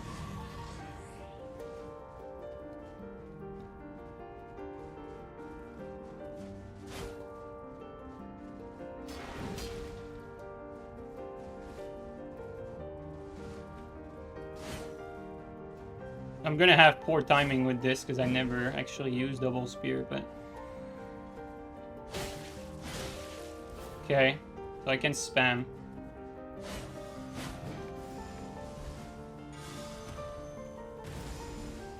Could probably kill this guy right away. I want to kill this shit max level player. Whatever level he is. I want to see his level, actually.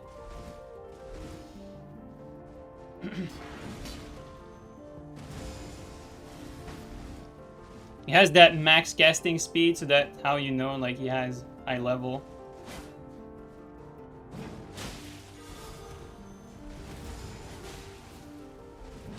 Look out of here. Alright.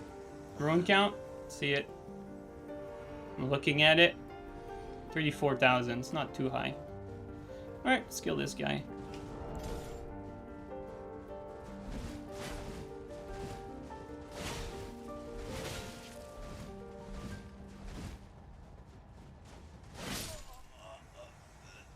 Yeah, I'm not that good, to be honest, with double spear. I never play with it, but it's such an easy setup that even if I basically never touch it, it's pretty straightforward. You have one button that you can press, so.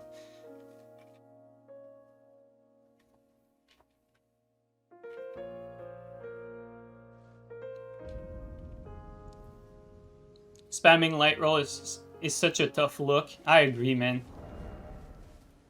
I agree. It's really a shame.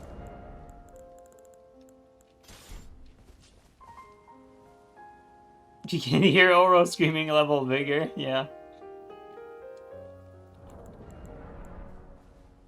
Yeah, light roll is still, light roll to me is the priority, I would say, right now. Bloodhound Step being second.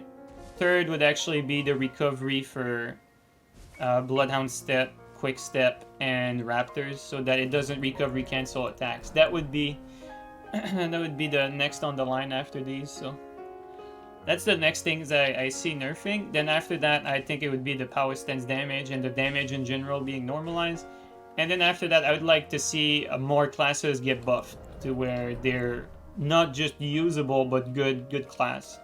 Like, I'd like to see more weapons get the sight treatment, where the sight started pretty shit and ended up being like a good weapon that's viable, but that's not necessarily amazing either. Or the fist treatment where you bring a weapon from the dead, make it meta. I like that too. Like, that's the thing though. We had a lot of backlash when they buffed Fist, so I'm actually curious to see if they're gonna nerf it. Because Reddit thought it were too strong, but from my perspective, I much prefer having a game where you get many weapons and setup, like the Serpent Hunter, like the double lance, like the double straight sword, that, like the Fist, that are good, than having one setup just overwhelm every other. Where are they? I hear it. I don't see it. Like right there.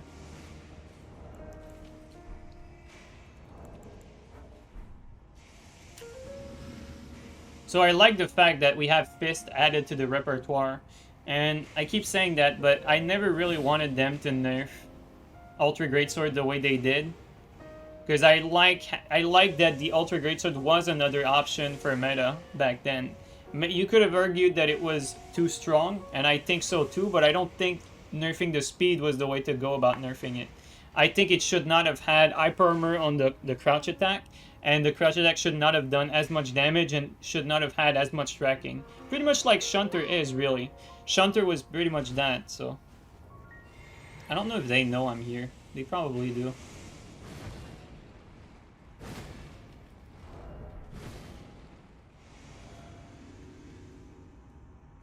I think they do, but...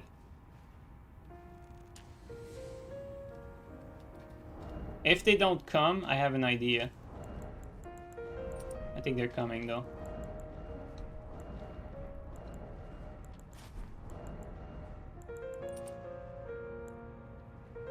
Where is it? You guys know what we're about to do.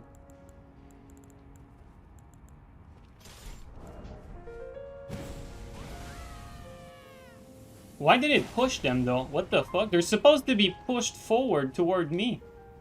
That makes no sense. They're supposed to go toward me.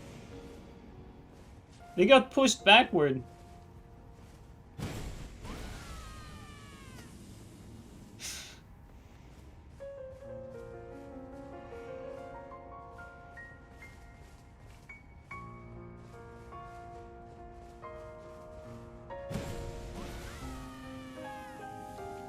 Next time we're gonna do the full explosion. What's cool though is that one of them has his lantern. So we can see a little bit where they're going.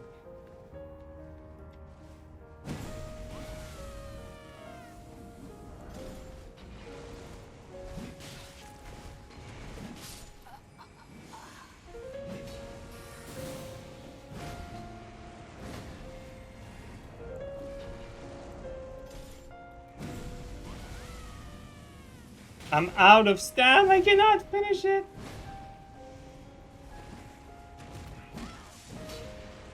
Am I fat rolling? No, I'm not. Okay. Dude, the tracking on that. God damn.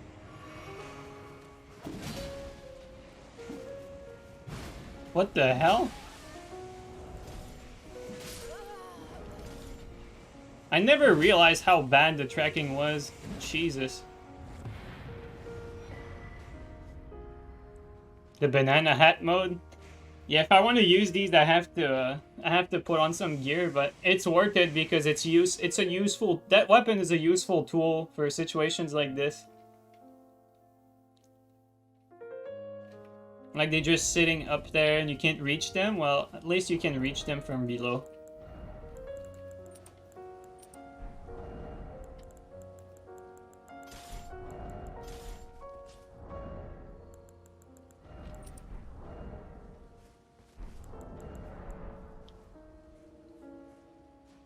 But what's under the banana hat? Beautiful braids still. Your favorite.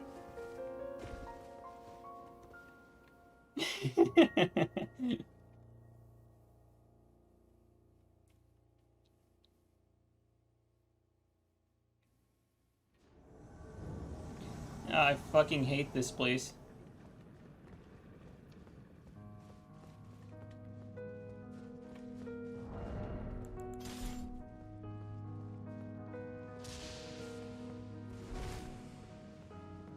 Where was that? Wait, what?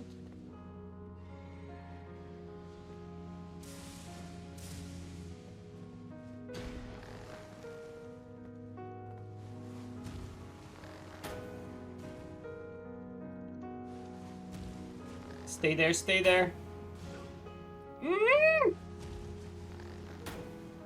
No! That was so close! God damn it.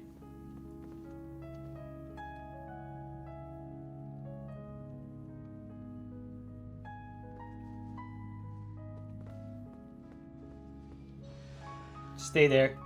Don't move. I cannot aim lower. I cannot aim lower. I cannot aim lower. I can't reach him, actually. So unfortunate. Let's try going here.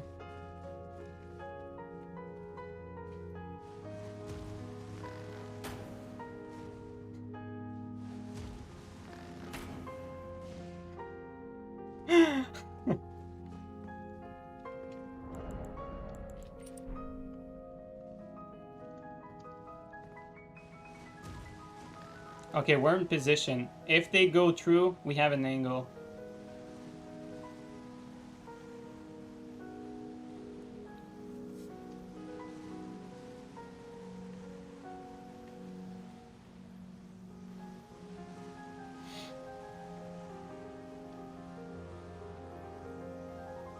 It's probably better off like here. I don't know. Says they're close. Headshot?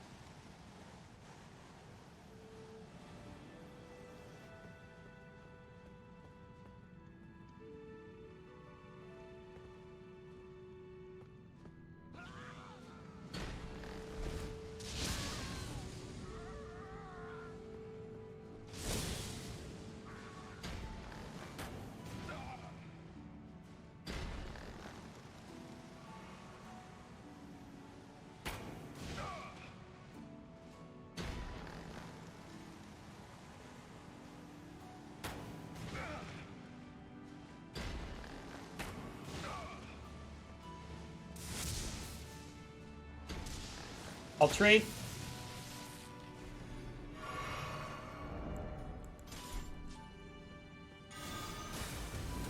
Okay, buddy.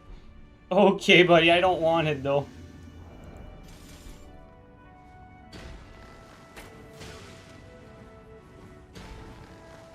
Yeah, good enough. I'm gonna be honest. I'm not even sure that I can endure through rejection without getting some form of stagger. Like, I might get, like, a slight knockback or something like that. So I would be curious to know if it does anything, but I don't have the balls to test it. Alright, take care, Kaim. Thanks for coming by. I appreciate it. How's the new controller feeling? I'm liking it. Obviously, I'm getting more used to it. Spending some time with it.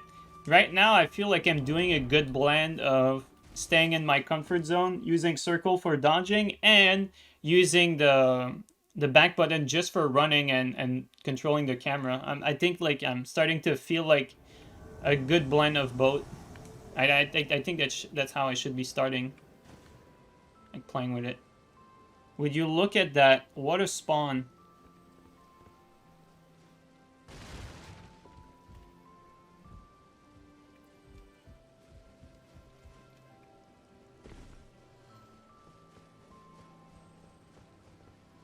Yeah, exactly, Steel. Like, Endure is not that reliable. Guys, do you think we can reach?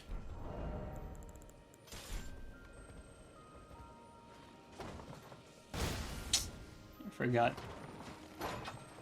Oof. We're not gonna make it.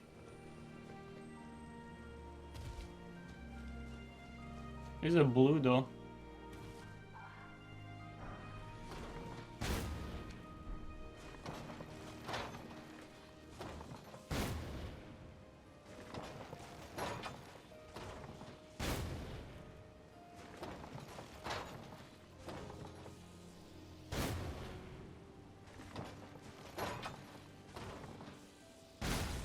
Fucking cannon.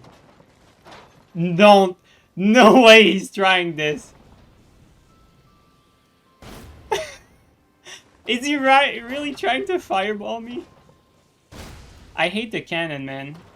Can never aim properly with that thing.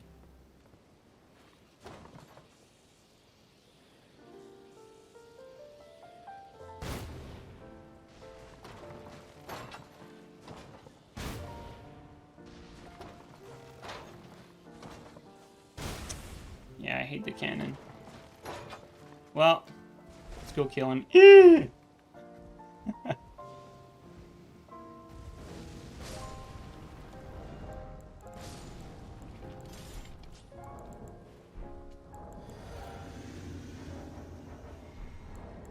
Yeah, he's going for me. He wants me. Look at that. He knows I'm here.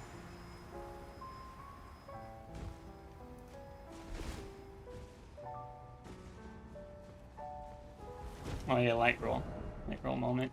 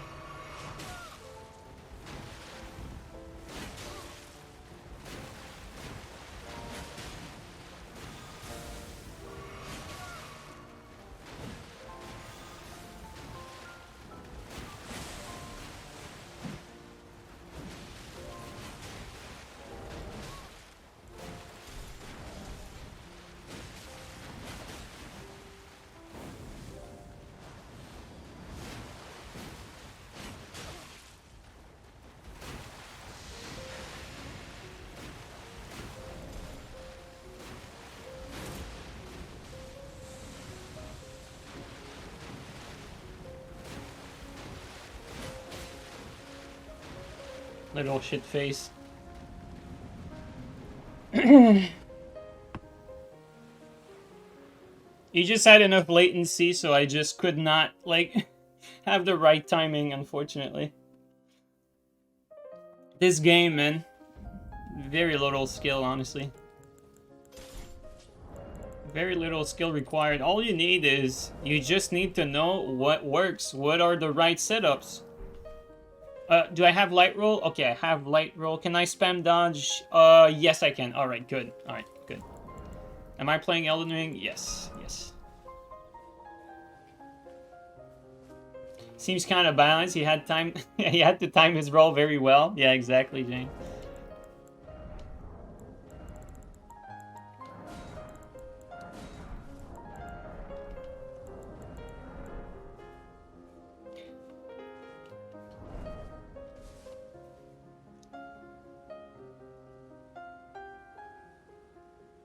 What was the claw weapon I was using? The Katar. It's not a claw weapon, it's a fist weapon. I like Katar for dealing with light roll because it costs very little stamina and has enough forward momentum to catch it. So I actually like Katar very much. But obviously though, there's nothing that can replace the heavy thrusting sword running. Heavy thrusting sword running gets you gain ground on these guys, not just chase them. Like, you're actually gaining ground when you're hitting them with it.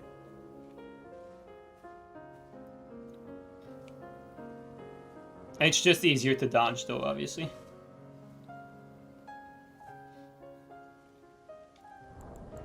Girls love a guy that can play the guitar. What a random comment.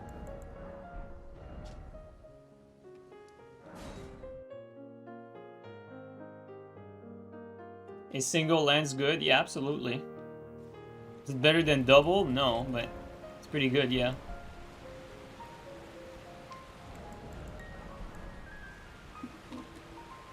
The lance swipe attack, which is what the two-handed has, and even the one-handed when power stance, it has much better anti-air than this, than the crouch L1. Like, this has better anti-air than this. It's not anti-air per se, but like, In a lot of instances, like someone would have time to jump this and would not have time to jump this, for instance. Because it's slightly higher, and I think it also comes out faster after certain actions, if I remember correctly.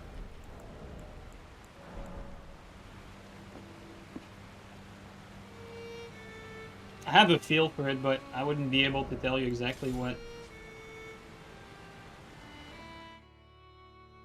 Patch 1.09 should be in about 2 weeks if the current pattern holds. That's good to know. Should not be too long, eh?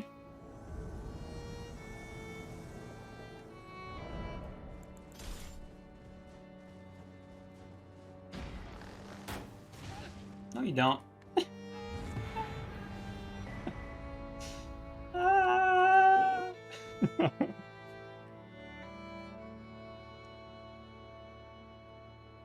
You hope 1.09 is good? Me too. Low-key, I'm expecting them to nerf double spear.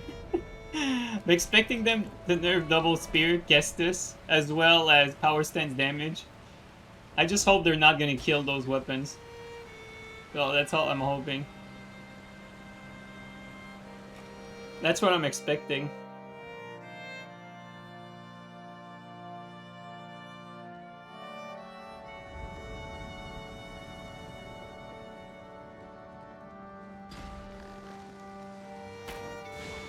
You gotta be kidding me.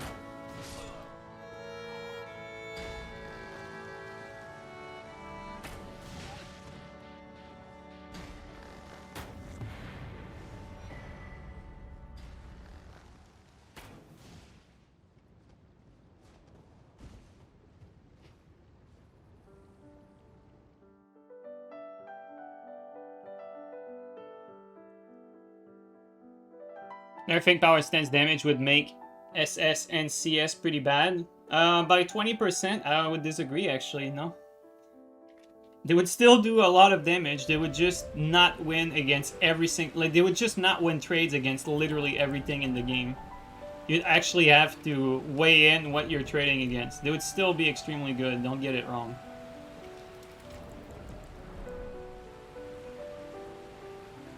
Would they be as good? No, that's the whole point, but it's not like the type of nerf that kills a weapon class, though. That's what I'm saying. Like, nerfing the damage, unless like it's an extremely severe nerf, is you're not gonna kill a weapon class by nerfing damage by 20%.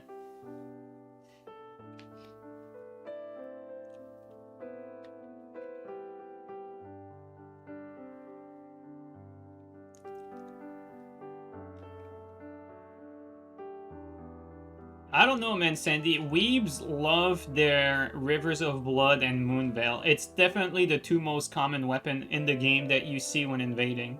Definitely. They just love it. Also, Imagine Dalton, thank you so much for the resub. Really appreciate it. Much love to you too, dude. Don't think it will nerf the Fate and Magic spam. I don't think they will, even though they should probably take a look at magic damage in particular. Or actually Fate damage too, like the lightning. Remember when Scott came back for the Coliseum? He did like a lightning build, and all he did was stand in the middle of the arena spamming lightning, the red lightning thing, and just one-shot people doing that. I mean, I think that's compelling. It's compelling argument to like nerf the damage a little bit of some of those spells. But would it be better to nerf the damage of the spells or from the buffs, right? I think they should nerf the modifiers from a lot of the buffs. Like, maybe the physic doesn't need to have, like, as much of an increase in elemental damage in PvP, for instance. I don't know. I think there could be an argument, though, that when we're talking about, like, damage nerf, I think a lot of the buffs should be looked at for sure.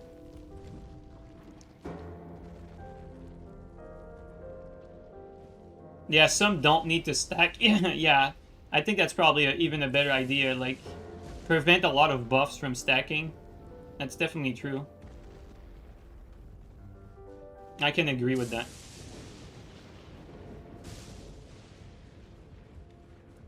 I considered at some point if the game should not, like, prevent, like, for instance, you from equipping, like, multiple of these, like, talisman at a time. So, like, for instance, you have, like, the claw talisman, like, all these talisman. I wonder if the game should not have, like, blocked 2 of these talisman to be up at the same time. I don't know.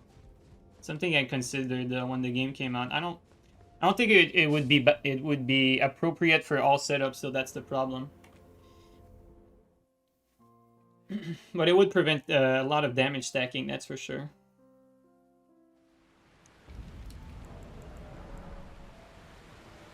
The double Great Jar Talisman. Well, that you can't do.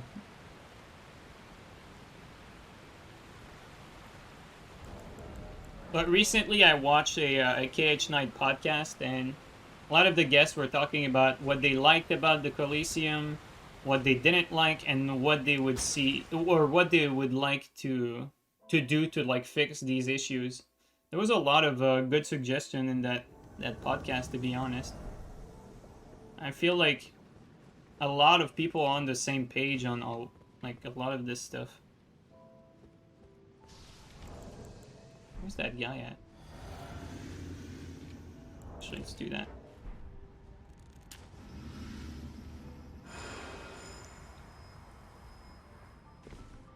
Hey, thanks for the raid. Much appreciated. Welcome in, guys. Oh well.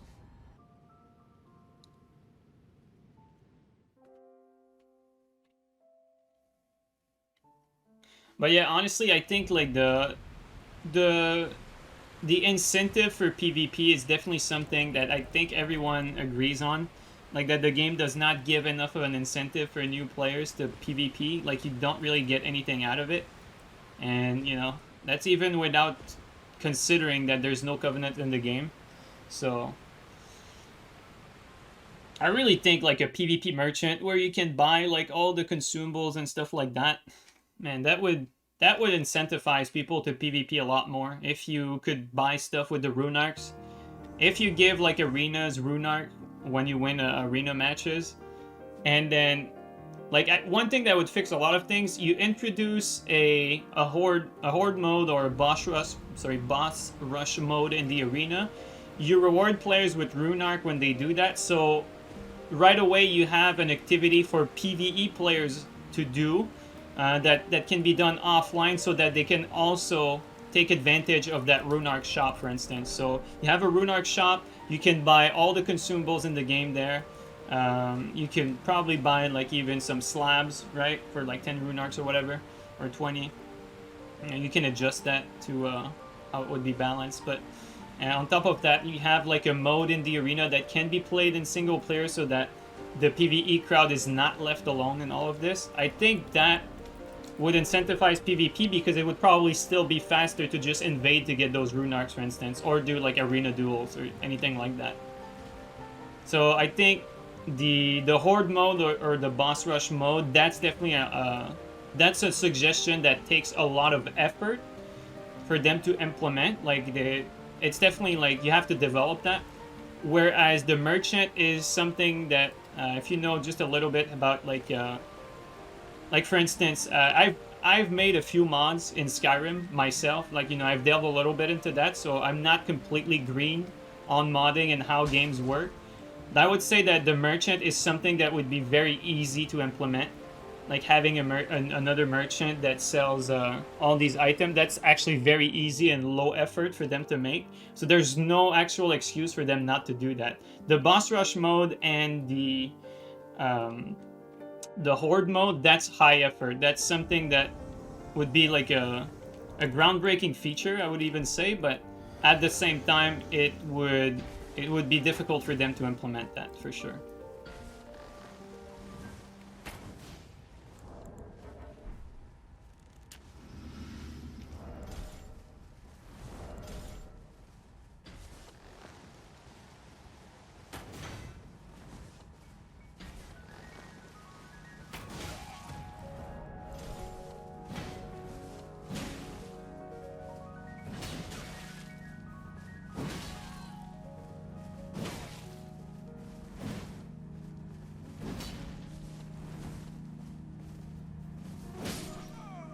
bit of a weird fight.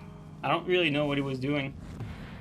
What about Battle Royale? Well, Battle Royale takes, like... asking for Battle Royale, in my opinion, is unrealistic.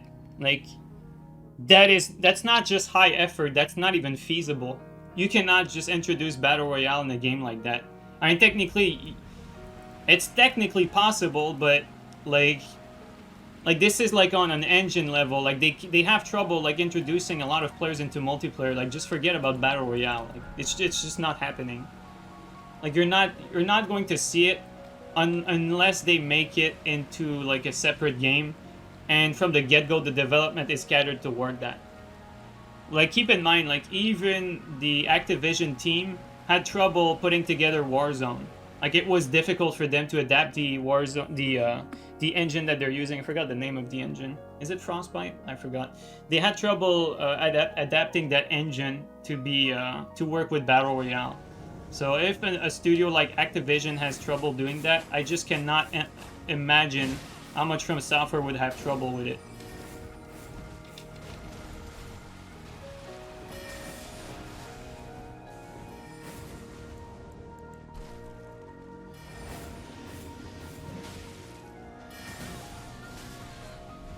Jesus, everything combos.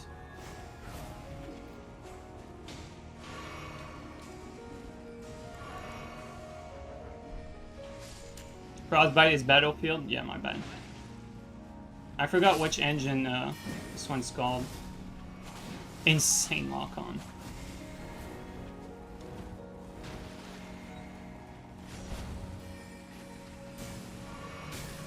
It's alright. Still managed to pull off the heal.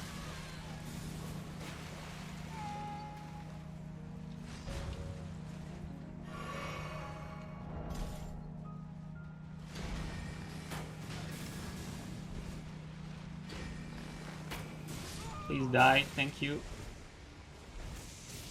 Holy shit, Yem coming in strong!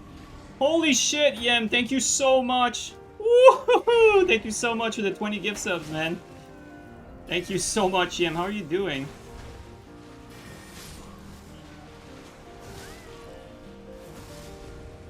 Alright, let's heal up. Let's kill that guy. Let's fist him.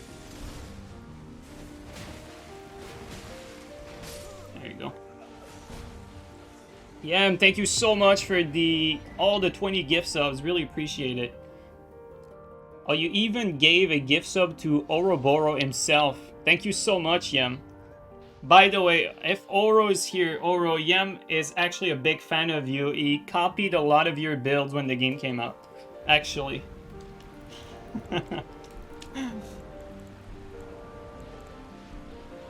The irony. Yeah, exactly.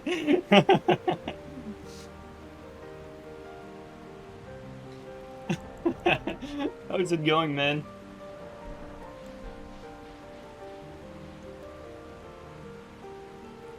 To be fair, Warzone is free. Well, I mean, the Warzone being free is irrelevant, though. Like, Warzone being free is not really relevant because the bottom line is whether the game is free or not. The question is it profitable? Profitable, and Warzone absolutely is profitable. Like doesn't matter how it's monetized. Like even if it's free, it's profitable. So you can easily compare it to another game that's also profitable for sure.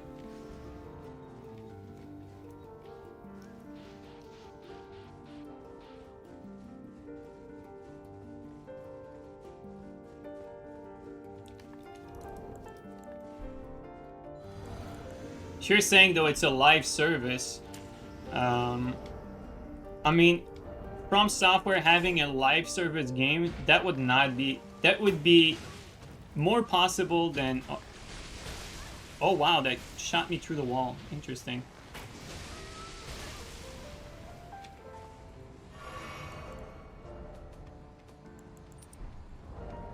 Ah.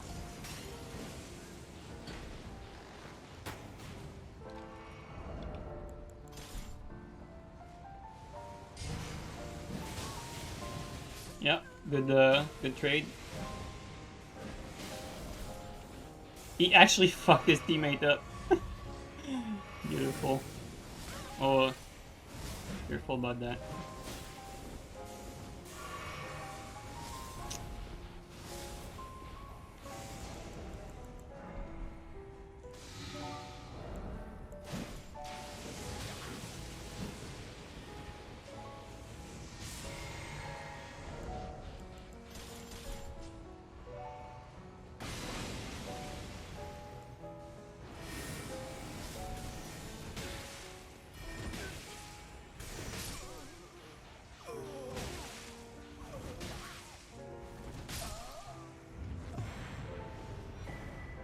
There you go.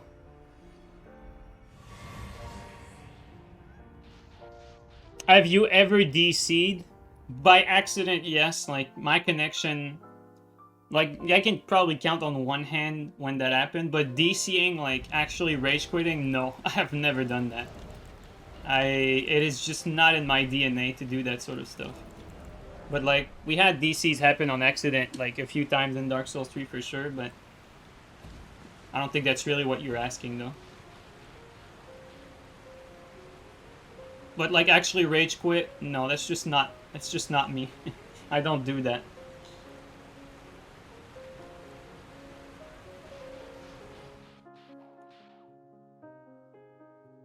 I've talked about this a little bit, though, when we did the 100 kill streak in Elden Ring, after I failed on the first attempt where I reached 95 and I died on the 95th attempt, that actually hurt me. that hurt me. Like, that hurt my... I don't know how you would even call it, but... That, like, made me sad inside, and on the subsequent attempt, like, I had something in me. Like, I actually discovered the feeling of wanting to DC, to not end the streak again. Because it was so much effort to get there. Insane.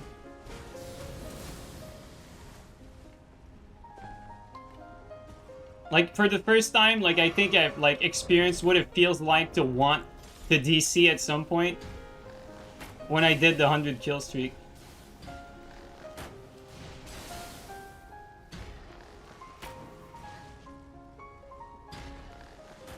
One more should be good.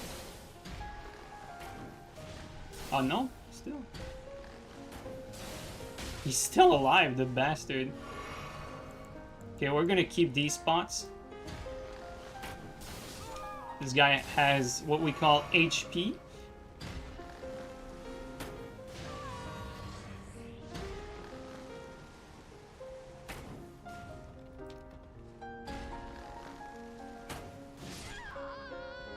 Okay.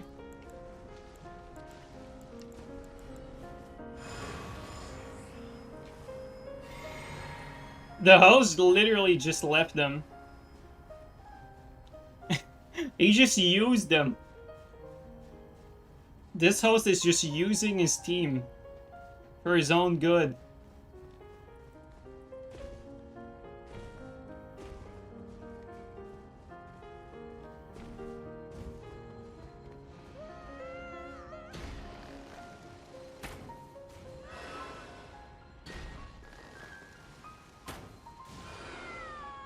There we go. The host made the right choice, or did he? Or did he?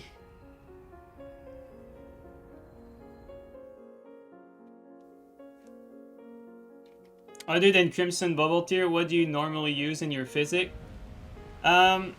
For the physic, it always depends on the build you're using. When you're using an elemental build, it's never a bad idea to go for the elemental damage that matches your build. So if you're using magic, the magic physic.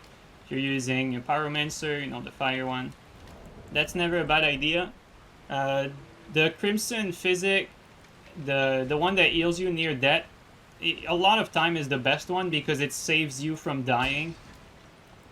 The defense physic is probably my favorite. Before, when the game came out, it was not as good as it is now because it only boosted your elemental. Now that it boosts all elemental and physical, I think it's 10% in everything. Could be wrong on that. I don't remember by heart how much it is, but the defense physic is probably my favorite because it's just good against everything. And it's good for winning trades too. The regen physics is also pretty good. Regen physics is going to be better than the defense one on prolonged fight, but on fights that go very quickly, which is a lot of what Elden Ring is, 15%, thank you. On fights that are going to go quickly, the defense physics is better because that allows you to win some trades or have an edge on trading and just not getting one shot sometimes, and get the tier skip physics when you're using that in combination with the crimson one that heals you near death. So defense physics is my favorite, coupled with the one that heals you near death. After that, I would say the ones that add more damage for elemental builds, and the regen one. Obviously, if you're the type of player who plays the long game, you're gonna get more out of the regen physics. 15%, but it's 10% in PvP. Oh, okay, so I was correct. Actually, it's 20% PvP, 15% PvP, you mean? Dude, and everyone's saying something different. I don't know anymore. But yeah, bottom line is it's around 10, I think. 15 in PvP. Okay, thanks, Steel. But or is it, because you put a question mark behind that? So are you confident about that, or was that a question? You check. All right, thank you.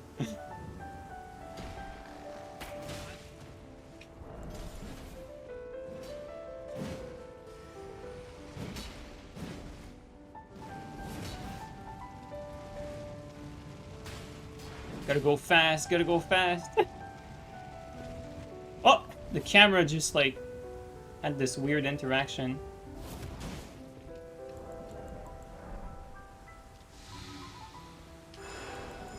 Yeah, let's buff up.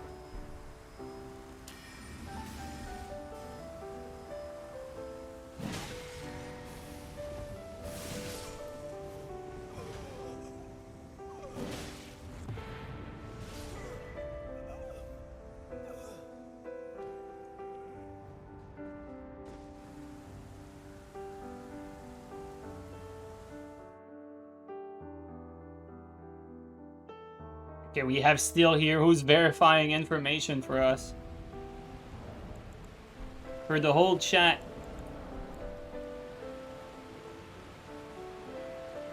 Because I know that physics feels like a lot when you're playing. And the numbers that you're going to see on screen when you use it is not going to be representative of the PvP one, but yeah. Today you learned that Fextra Live botted his viewers. Oh, you mean with the embedded? I don't think it's botting, but maybe they do bot on top of that? I don't know. I remember there was a streamer in Dark Souls 3 that always botted every single one of his stream. I'm not gonna name his name, but it was always funny. There was basically no one in his chat, and he would have like 50 to 100 people. And it was always empty as fuck, and the gameplay was boring as hell. Good times, man.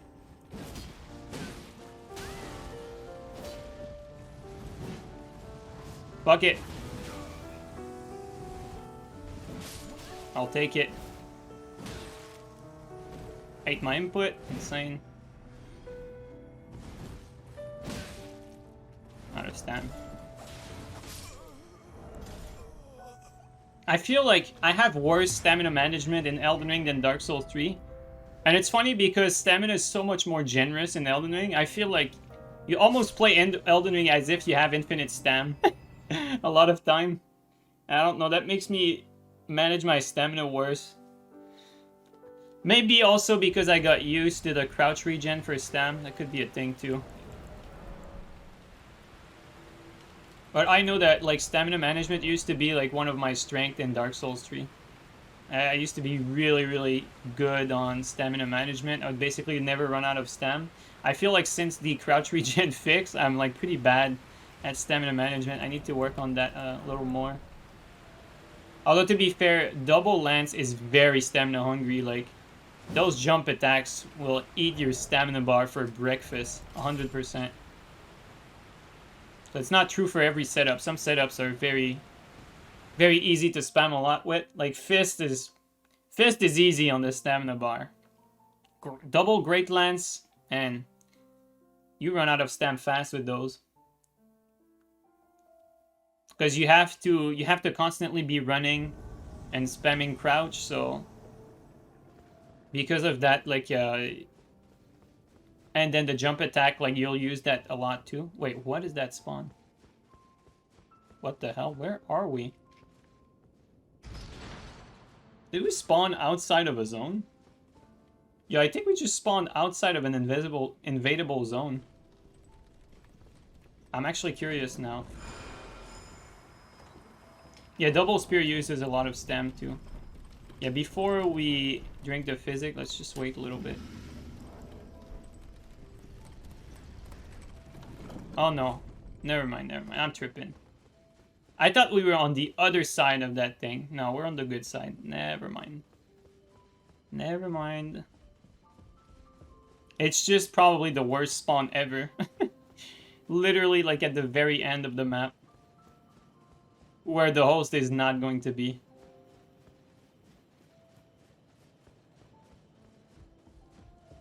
I'm actually wondering now why they spawned me there. It makes very little sense.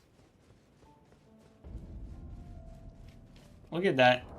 They spawned me so far just for that.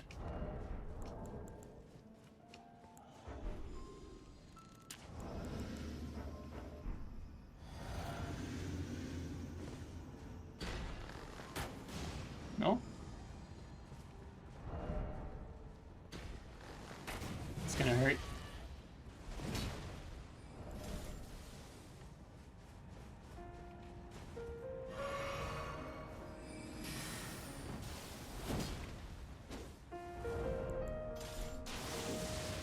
They didn't want to come.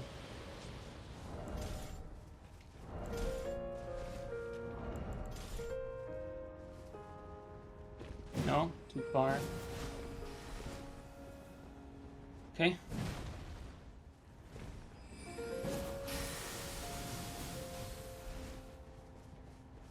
Are you coming?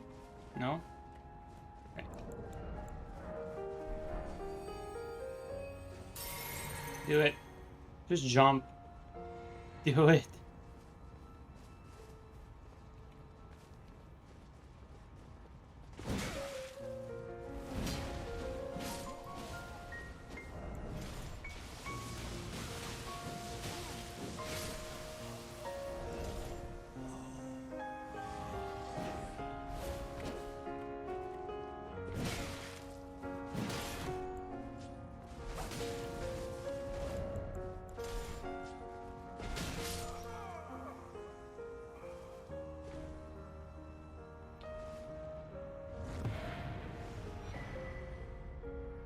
So about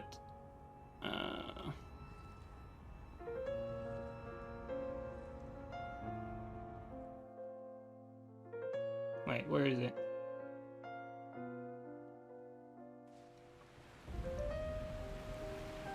%15 PvP, Exalted Flesh is 10%, and the aromatic is 7.5. Wait, which aromatic is 7.5?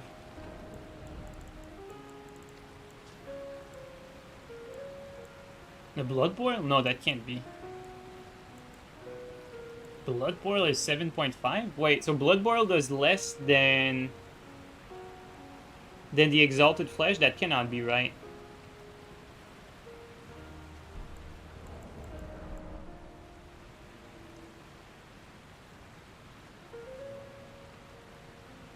The uplifting?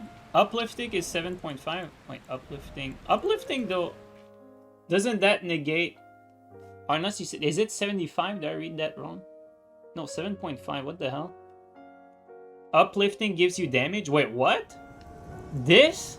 This gives me 7.5? This right here? You kidding me, right? It also gives damage? Oh my god, what the fuck? I did not even know that. What the hell? I never knew this! From all this time. Like, I use it literally all the time. I never knew it gave damage. Insane. Yeah, I see it. I did see it in the top left. Wow, that is crazy.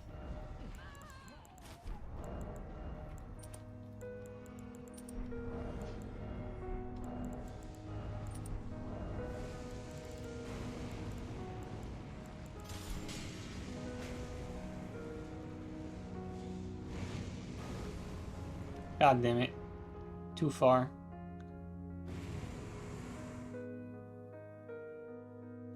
Yeah, I didn't know that. I never realized. I thought it was just a defense buff. I mean, to be fair, like 7.5 for... I mean, it doesn't last very long. It would probably be... It's definitely better use. It's probably better used just straight up for defense buff. And like, the offense is like an extra. But still, that's... Probably stacks, I'm guessing, too. Robot, thank you so much for the resub for 7 months. Really appreciate. G cares about Elden Ring? Well, I definitely care about it. I wouldn't be so passionate about it if I didn't care, but... I would like to care more, though, for sure. I have the desire to get invested even more in the game, but there's always some things that kind of hold me back, like when stuff like aim punch happens, you know, that sort of... When you get like one-shot combo, like some of these, you know what I mean, guys, right? Like the frustrating things that should not be in the game. I feel like aim punch is a big one too. No one likes aim punch, like no one.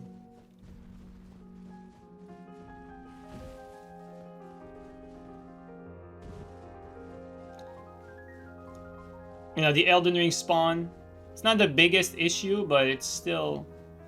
They really could have given us, like, better spawn, and maybe have the recusant finger not spawn you at the same exact spot every time either.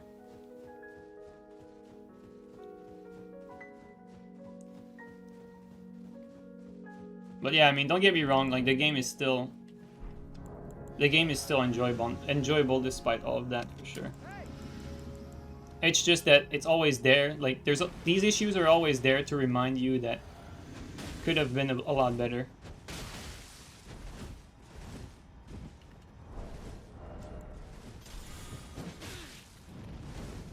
Oh no.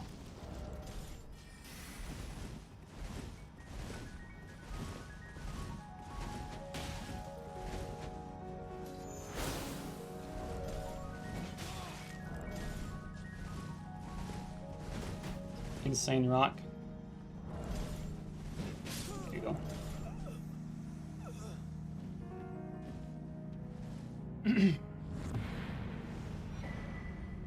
It's hard for you to keep enjoying it as much as your first playthrough. Well, to be fair, I don't think it's fair to compare your enjoyment to your first playthrough, because the first playthroughs are always a lot better. No matter what you're playing, when you don't know what to expect, it's always more enjoyable. Like, the surprise is never something I think you can replicate. So I don't think it's fair to compare it to your first playthrough. What would be fair to compare it to would be, like, your impression of your Elden Ring first playthrough with your impression of, like, another Souls game's first playthrough. That could be a good comparison, I think, or a better one.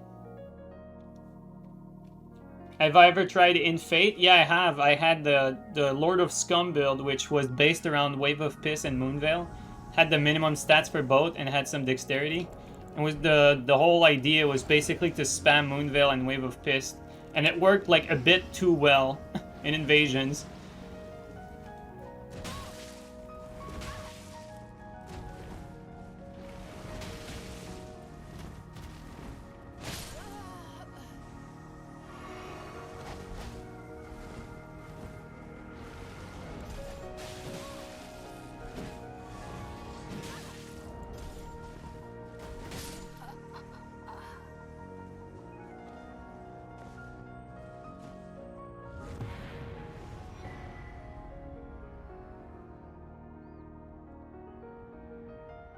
It was your first Dark Souls game. It's funny because Dark Souls 2 was my first Souls games, and I don't really have much of a bias with Dark Souls 2.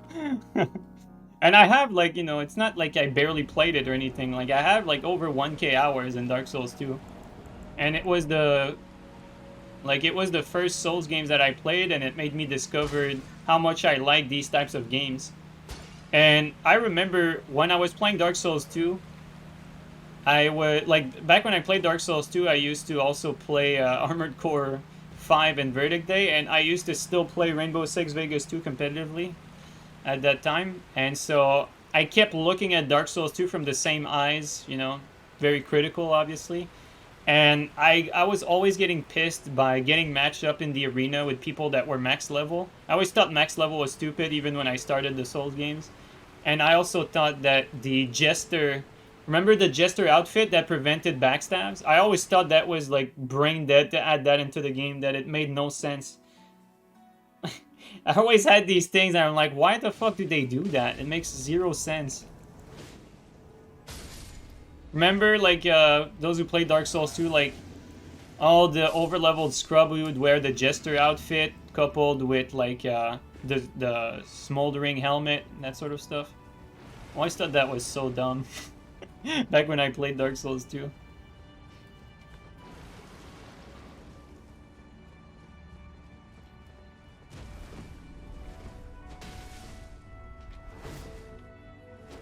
Oh, there's 2 of them. Careful. Where's the host at, though?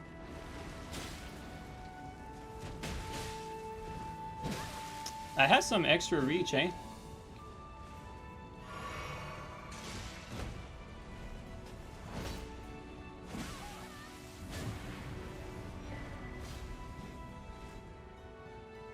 Well, it seems like the host didn't want us to fight them. It's unfortunate.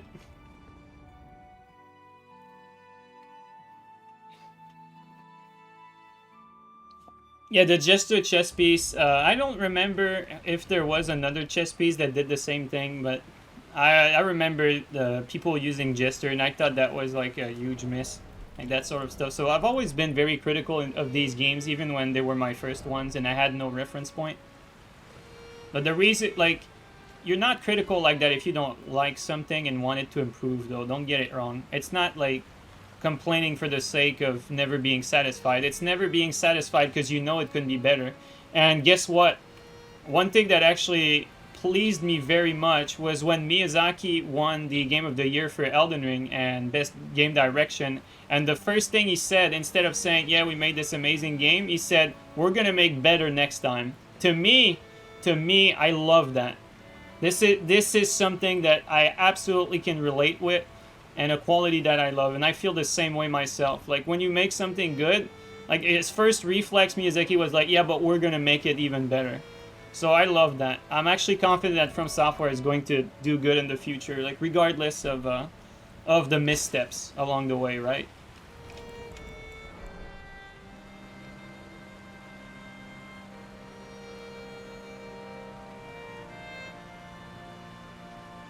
Was meaning for Armored Core. No, I think, well, it's not about a game in particular on Gone. It's the philosophy. You cannot teach that. You just cannot teach that. It's just, people are different. And Miyazaki has that, so I like that. It's good for us, for sure. Wow, that has some reach.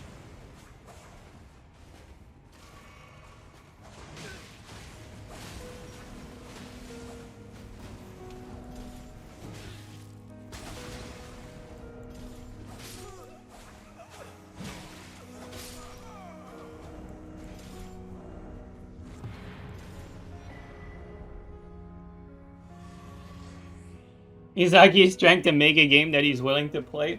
From what I understand, Miyazaki is actually pretty casual. Like, I remember reading this somewhere, I forgot where, but, like, in an interview, like, some of them said that their test to see if a game was too hard was if Miyazaki could finish it. Because he's apparently pretty bad, which is kind of funny. Which is probably why he doesn't play his games as much. But, yeah. It's actually pretty funny. Like this isn't. I don't think that's a rumor. Like, I remember, like, reading that in an interview somewhere, that they legitimately test their games to see if they're too hard, if Miyazaki can finish it or not. So I think they adjust bosses, the difficulty of their game, based off of if Miyazaki is able to beat it or not. It's quite funny stuff, really.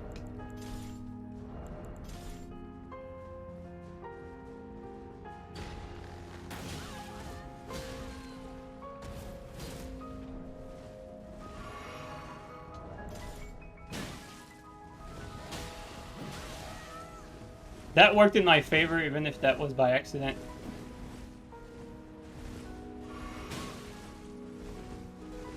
Okay, that's bad. I think I hit all 3 of them.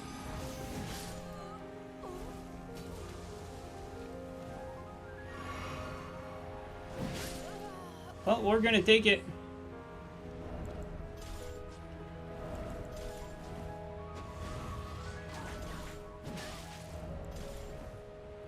Oh, nice lag. Nice. Okay.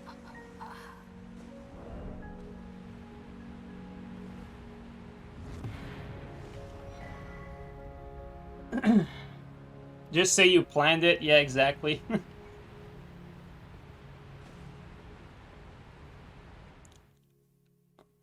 I don't think you see a lot of people that do the Great Lance running not by accident. Like this. I don't think a lot of people use that like on purpose. Don't get me wrong, I think there are actually instances where that attack makes sense. Like sometimes when someone is going to cast something that's very slow, you're probably going to get like a lot of damage off of that. But even then, would it be better to do jumping? I don't know. But when you're like, say, catching someone that has low poise, that attack actually makes a lot of sense for that. But yeah, you rarely see it on purpose.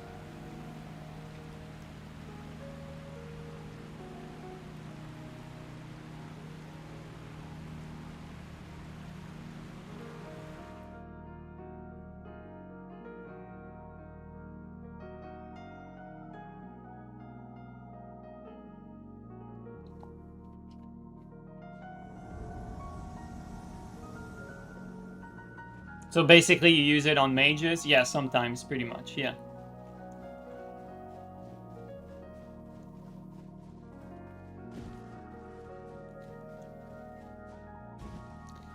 Pretty much, pretty much.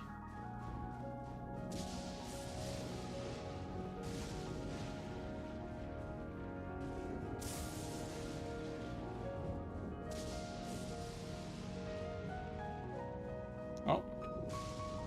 You know what?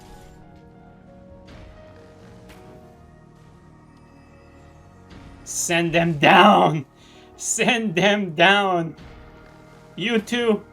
Oh, he dodged it. Let's go grab the one we sent down.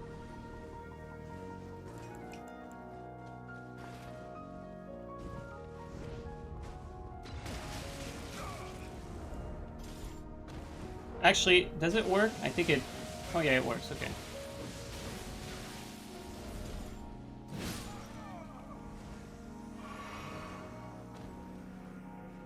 I was wondering for a second if the axe was going to knock him back. I forgot if I could do it or not, but that was good.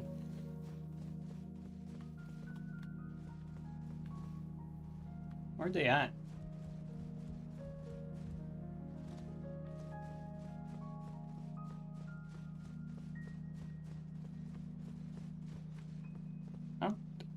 I don't think they can go down there. Where are they? Did they go down to like help their friend or something?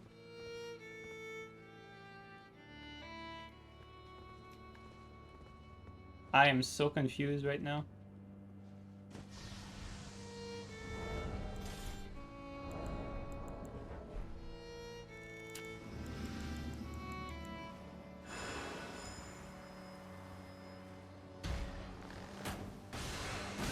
I'll take it.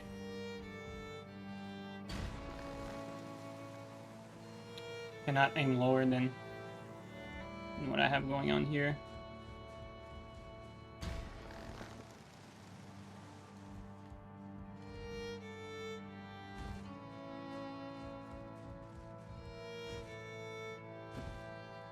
Okay, the host went back to the side of grace, I think.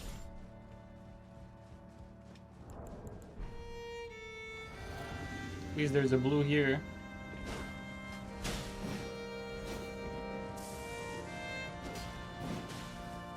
No punish. Okay, this guy has high lat. Careful about the pew-pews. Let's get some blue. Got two blues to fight.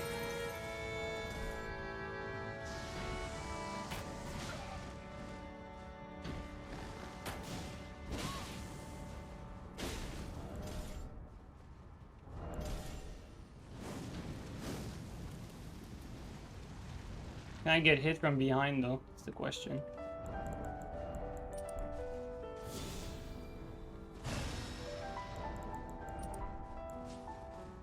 Nope. Okay, they're all three here.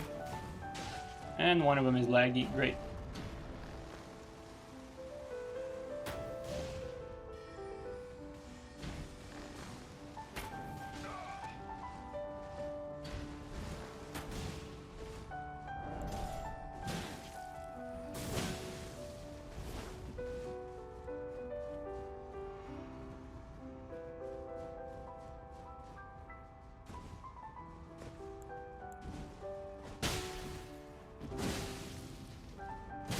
Oh, thanks for the delivery.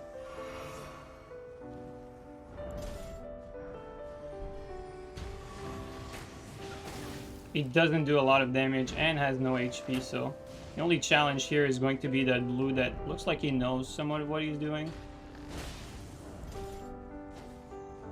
As long as he doesn't get pew-pew support, we should be good. But he does have pew-pew support. Although the pew-pew doesn't do that much.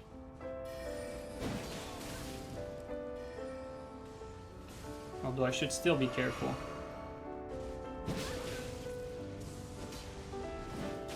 He has very high lat though. Like extremely high at the... Like what the fuck? That's actually ridiculous, what the hell?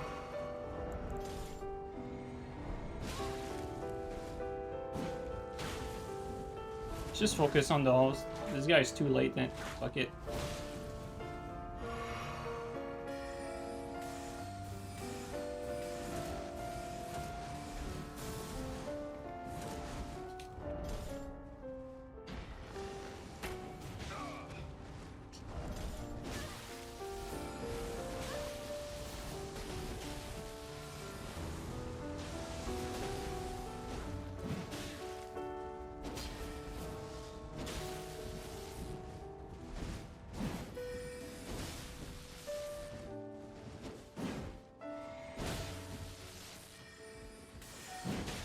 High already.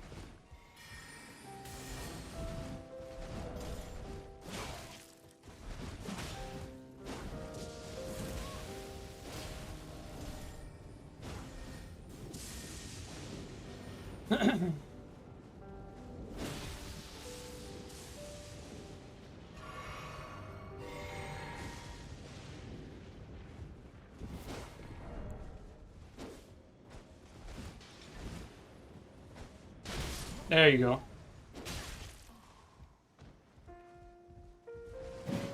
God, this guy's latency is so dog shit.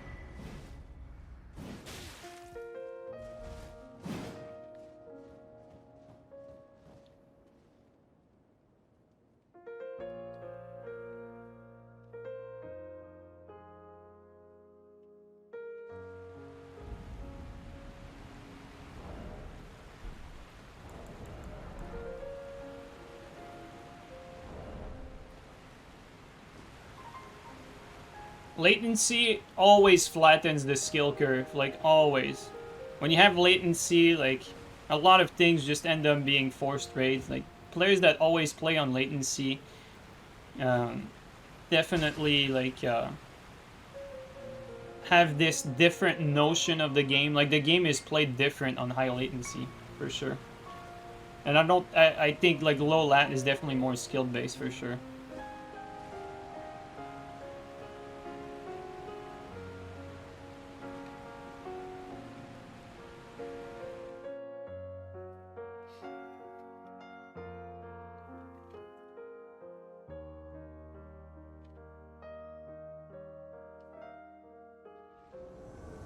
You're gonna make a macro to spam L2, R1, L2. I can't wait to see it. Do we see the archer activated here? So that means...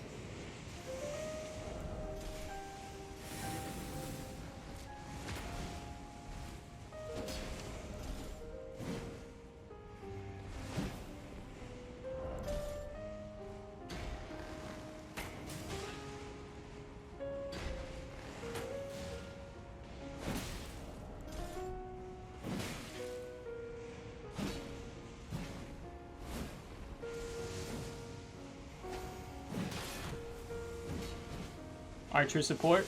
Yeah. We're gonna stay here because we have archer support. Look at that. On target. That archer is a big deal. He does a lot of damage too.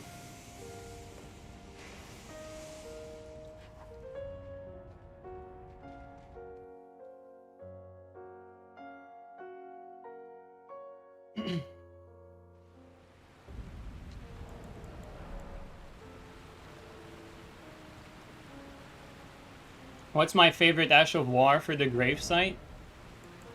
So far I like Chilling Mist because it gives me a nice mix-up from this. Like, it has a timing that works well, so like, when you do this a lot,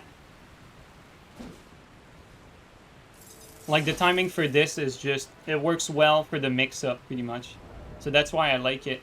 Like, different weapons need different timings for their mix-up. Like, for instance, the Great Lance doesn't really need a mix-up, but if you were to mix up like a timing with this, like Impaling Thrust kind of works for this timing, for instance, whereas for Claymore, I don't find Impaling Thrust to be very good for Claymore because Claymore has a timing with this, this, and then this is like the third timing with Piercing Fang. So I think Piercing Fang works very well on Claymore because of that. It always depends on the weapon. Like, some weapons need different timings than others.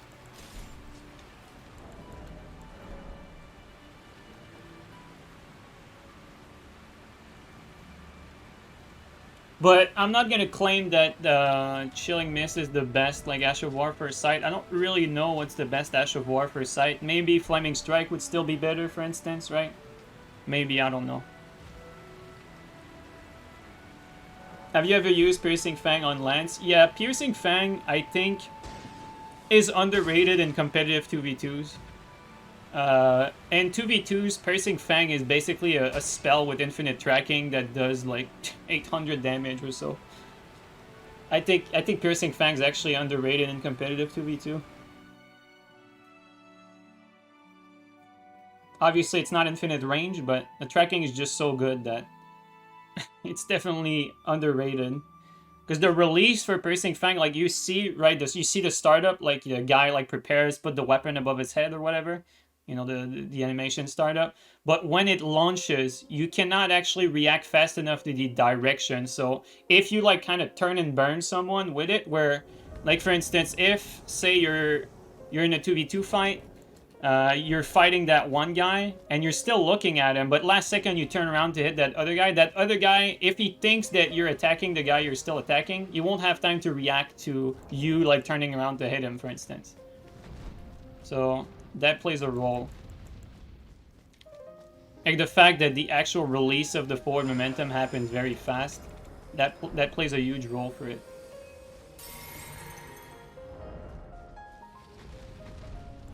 Forgot to do that. Alright, let's see what you got.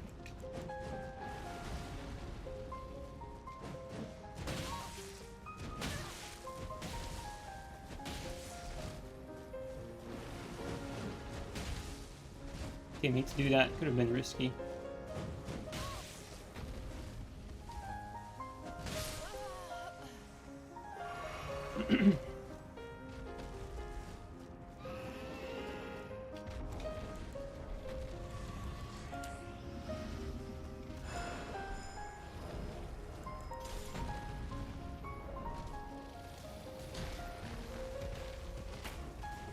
No hit. Interesting. Okay, that's why. That's why. It's not gonna take a hit.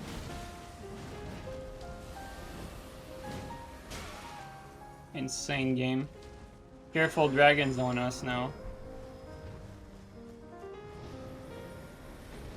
Not sure what the dragon is doing.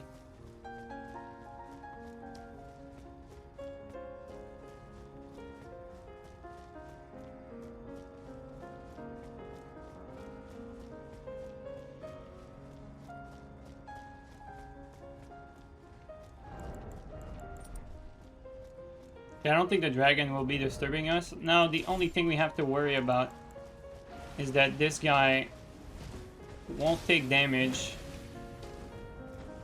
when he should. Like, I don't know if that frostbot hit him. We're gonna figure out in a few seconds. I'm out of frostbots, great.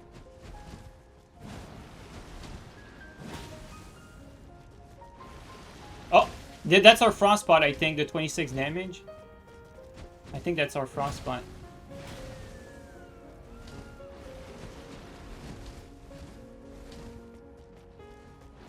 And this guy is powerful. It's a good player.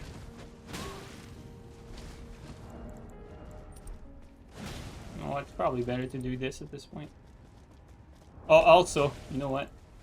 Do this.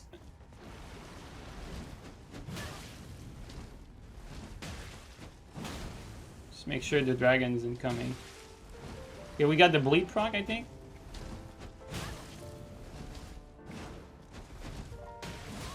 Oh. Oh! Oh!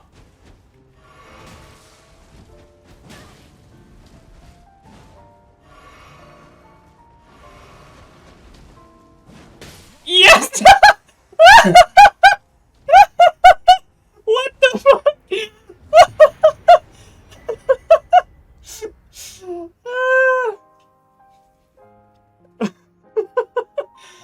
Oh my god. Good fight. GG no re, actually. Jesus Christ, man. Fuck, I forgot this guy's name. Wow, dude. Just wow. That shit's impressive. Seriously impressive. God damn. Alright, we're pretty much we've reached the 3-hour mark, so I'm going to call it here that that last match was just, you know, perfect to end it on. I am utterly satisfied with this stream. And not gonna lie, that latency scared me a little bit, and because we managed to have our first strength build stream Deathless. So we've had, like, it's not our first Deathless stream, but it's always nice to have a Deathless stream in this game where the damage is so high. So this is our first Deathless stream with our actual main build. So I'm pretty happy with that. So I'm going to leave it at that for today. Thank you guys so much for coming by. It was a lot of fun trying this tweaked up inventory layout. A big fan of the Kestis Commander standard swap. So that was like a new swap we tried today. I think it works very well. Like I said, the swap to halberd running attack is not something that is new. Like, people have already figured out that it's a nice swap. Reason I've not been using it yet is because usually when you're using double lance as a main, the lance already has a running attack that's kind of similar in range and speed to the halberd. So it's not really worth swapping from lance to halberd for a running attack. It's more worth it to swap to like a heavy thrusting sword for that extra reach. But when it comes to something like Kestis doesn't have that sort of forward momentum. So it makes a lot of sense for Kestis to have like a running attack swap for the halberd. So yeah. Yeah, that was actually a fun stream. Thank you guys so much for coming by. Really appreciate it. George Stores, thank you so much for the Twitch Prime sub. I really appreciate it. And we have 420 viewers. Let's get it. Alright guys, thanks everyone for coming by. X2, take it easy man. Jane, thanks for coming by again, really appreciate. SOS, take it easy man. Steel, thanks for lurking by, really appreciate. Thanks for the heads up for the infos as well. Golden Teacher, take it easy, man. Hovi, thanks for being here from start to finish. Much appreciated. Thank you so much. First Zorper, have a good one. Strongest ever, take care. Brenna, have a good one, man. Chirico, much love, dude. Have a good night. George Store, sorry, take care. Edgy Demons, take it easy. Sunder Guardian, have a good night. Nasern, thanks for being first and ending the stream with me. Thank you so much, dude. Noon, have a good one. Zach, take care. Steel again, have a good one. Vaseline Machine, take it easy. Strongest ever, take care. The Way 7, thanks again, man, from being here from start to finish. Really appreciate you guys. Robot, thank you so much for the support again. Take care, man. MRT, nice to see you, dude. See you, man. Shino, have a good one. August Hands, bye. Your average Firefox, take it easy. Belmonk, have a good one. Gene, later, man. Cold Coffee, have a good night. Samurai, take it easy. Alright, guys, let's raid someone. Let's find someone to raid. See who's on. We got Night Lord, we got Goldie, we got Coop, Montage, Goffer. There's actually a bunch of people. Ravia. Okay, I can't raid everyone. Let's raid, we have not raided Goldie in a while, so let's raid Goldie for today. I have raided Night Lord a few times recently, so let's go with Goldie. I haven't raided Goldie in a little bit.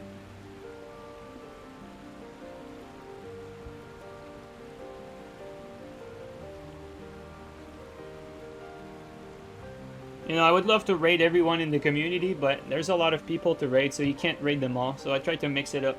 Alright, have a good night, guys.